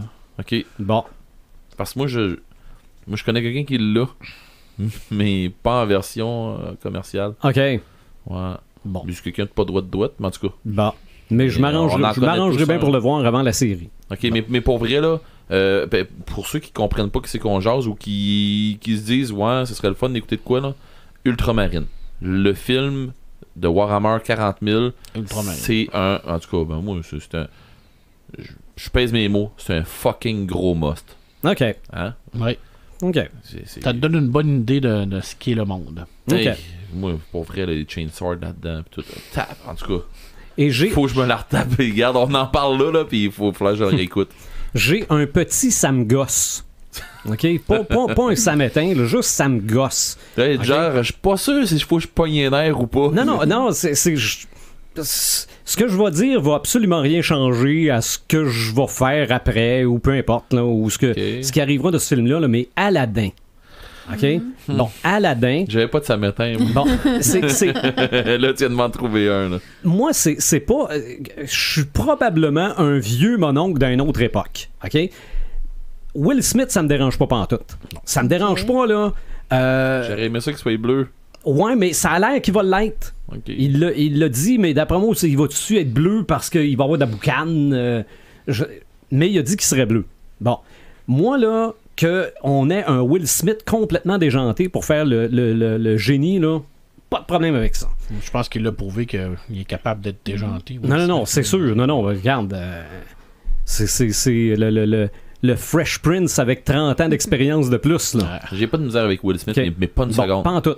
Moi, où j'ai de la misère, c'est à quel point on a travaillé fort pour pas montrer de peau. Okay. Ouais, mais c'est un film de Disney. C'est un film de Disney? Oui, c'est un film de Disney, mais Aladdin était un film de Disney avant. Ouais. Oui, mais c'était des années 80. Oui, mais Jasmine, c'est Jasmine. Non, mais... c'est bon, Aladdin, il était en chest. OK? Ben là, on lui a mis une chemise beige. Ouais. OK? Moi, qu'on l'habille, pas de trouble, là, mais on l'a habillé de façon à ce qu'on pense qu'il l'est pas, mais il l'est. OK, j'ai de la misère avec ce bout-là. Jasmine, OK? Jasmine, dans le dessin animé, regarde, c'est très clair, les épaules à l'air et le nombril à l'air. Ah ouais. OK? Bon, on décide qu'en 2018, on l'habille, c'est correct. Mais là, on l'a habillé, puis entre la ceinture puis les seins, c'est beige. OK? Elle n'a pas le nombril à l'air, son kit mais... n'est pas beau, en tout cas, ça, c'est clair, là. Ouais, mais là... Dans le fond, c'est comme des costumes pour habiller les enfants à l'Halloween, là, avec le petit surplus de tissu beige. Non, je vais te dire mieux que ça. Et moi, l'image que j'ai vue, là, on dirait le bon costume pour habiller ton enfant, mais il fait il fait du patinage artistique. Non, mais il fait fret dehors, donc il y a une soude de skidoo en dessous. Ouais, mais c'est sûr que... Il y a une autre couleur qui a comme pas rapport en dessous.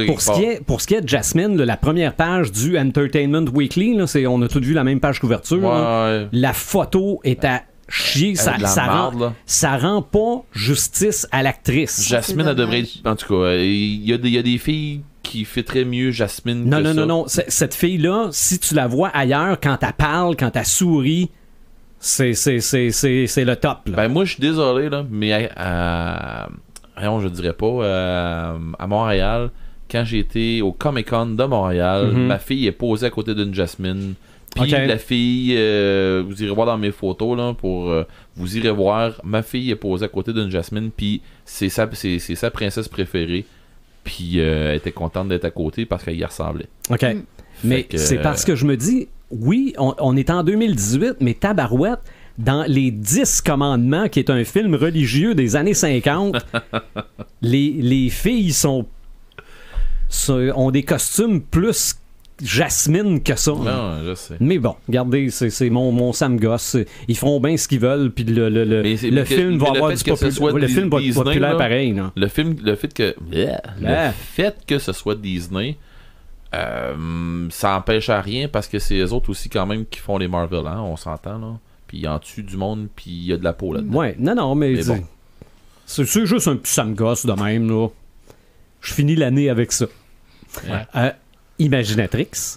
Eh ben moi, j'ai pas de ça m'allume, ça m'éteint. Voyons, ils font une série sur Warhammer 40 000. Ouais. Ah oui, c'est vrai. J'étais supposé embarquer dans l'eau. Dit-elle en se demandant. C'est quoi ça? Non, c'est Les gars, vous parlez de quoi, là? Je suis tout mêlé. Red the Gamer, toi, t'as-tu un Sam allume et un Sam éteint? Warhammer 40 000, je sais pas si vous savez de quoi je parle, mais en tout cas... Ben, en tout cas, on va finir par le savoir. Ça, non, mais sûr. pour vrai, je renchérirais pas. Mais moi, c'est un gros Sam allume. Vraiment un gros Sam allume, mais parce que je suis un gamer en plus de Warhammer 40 000. Par contre... si on fait un podcast sur Warhammer, autant Warhammer 40 000 que sur Fantasy, okay. J'ai de quoi dire sur les deux. Et vous allez voir que je suis pas au même niveau. Okay. Ça. Je tripe pas mal plus RPG que je peux triper jeux vidéo là-dessus. Star Wars, The Mandalorian, la série qui est annoncée. Oui. On avait tout le monde disait mais là Solo, le projet est abandonné, tout ça. Ben là peut-être que ça va être, c'est pas Solo. Puis honnêtement, j'ai pas lu tout l'article parce que je voulais pas trop me brûler d'affaires. Mais sauf que quand j'ai vu qu'ils vont faire de quoi sur The Mandalorian. Ouais, mais quand tu parles de projet abandonné, c'est Boba Fett. Ouais, c'est ça. Je disais Solo, hein, c'est pas ça pantoute. C'est Boba Fett. Puis dans le fond, le Mandalorien, pour le traduire, là, le Mandalorien, je sais pas s'ils vont jaser de Django, je sais pas s'ils vont jaser de Boba Fett, je sais pas s'ils vont jaser de la Mandalorian War, que j'adorerais, qu'il faudrait qu'ils fassent à un moment donné, parce que lâcher un peu tout ce qui est dans l'univers qu'on connaît là, puis s'en aller dans le Night of the Old Republic ou la guerre des Mandaloriens, excuse-moi, mais il y a de quoi faire en Simonac là-dedans. Ouais. Puis ça serait vraiment, mais vraiment, là, j'anticipe peut-être trop, puis je veux pas me faire trop d'idées. De toute façon, si vous nous suivez, vous commencez à me connaître, là, je veux pas me faire d'idées puis des affaires comme ça. Fait que c'est un Sam allume, mais je me garde un bémol parce que je veux me garder une surprise. Okay. Fait que s'il me garoche une série sur Netflix, ben so be it. Je veux dire, je vais apprendre où c'est qu'elle va être. Ok, puis ça va être Disney+. Bah, coudonc, ça sera Disney+. Non, mais rendu là, c'est vraiment sur leur chaîne à eux autres. Ben c'est ça, mais sauf que si Disney il continue à se garocher partout, ben peut-être qu'on va l'avoir sur Netflix aussi. Peut-être pas. Moi rendu là, je me chicanerai pas qu'eux autres. Fait que s'ils font de quoi de bien avec ça, j'espère qu'ils vont faire de quoi de bien avec ça. C'est ça. Sinon, ça m'éteint. Je n'ai pas. Bon. Non, je n'ai pas. J'ai chiolé en masse sur d'autres affaires là. Fait que non. Fait que moi, je ferme l'année avec pas de ça m'éteint. Hey, je peux vous poser une question pour finir. Avez-vous vu le film Venom? Oui. Non, moi je l'ai pas vu. Bon. Est-ce que tu l'as aimé? Ouais. OK. Parce que Tom McFarlane, le créateur de Venom, parce que le monde oublie, il a dit que les gens qui n'ont pas aimé le film Venom, c'est parce que vous êtes rendus trop vieux. Ah. Donc je suis trop vieux. Ben moi là, fait longtemps, maudit, j'ai arrêté de vieillir. OK. C'est correct, ça. En tout cas, dans ma tête, là. Ah ouais. Parce que je peux te dire qu'il y a des soirées qui me font regretter mon lendemain matin. Ben, vous donnez des lendemains matins qui me font regretter ma soirée. OK. Ouais, quand tu te lèves, des fois, tu fais OK, j'ai cet âge-là pour vrai. Mais non, moi, j'ai aimé. Puis, encore là, j'ai aimé parce que je me suis pas fait d'attendre, je suis allé voir ça, puis j'ai décidé, puis c'est une résolution pour 2019, j'ai décidé de continuer à être un bon public pour tous les médias que je rencontre.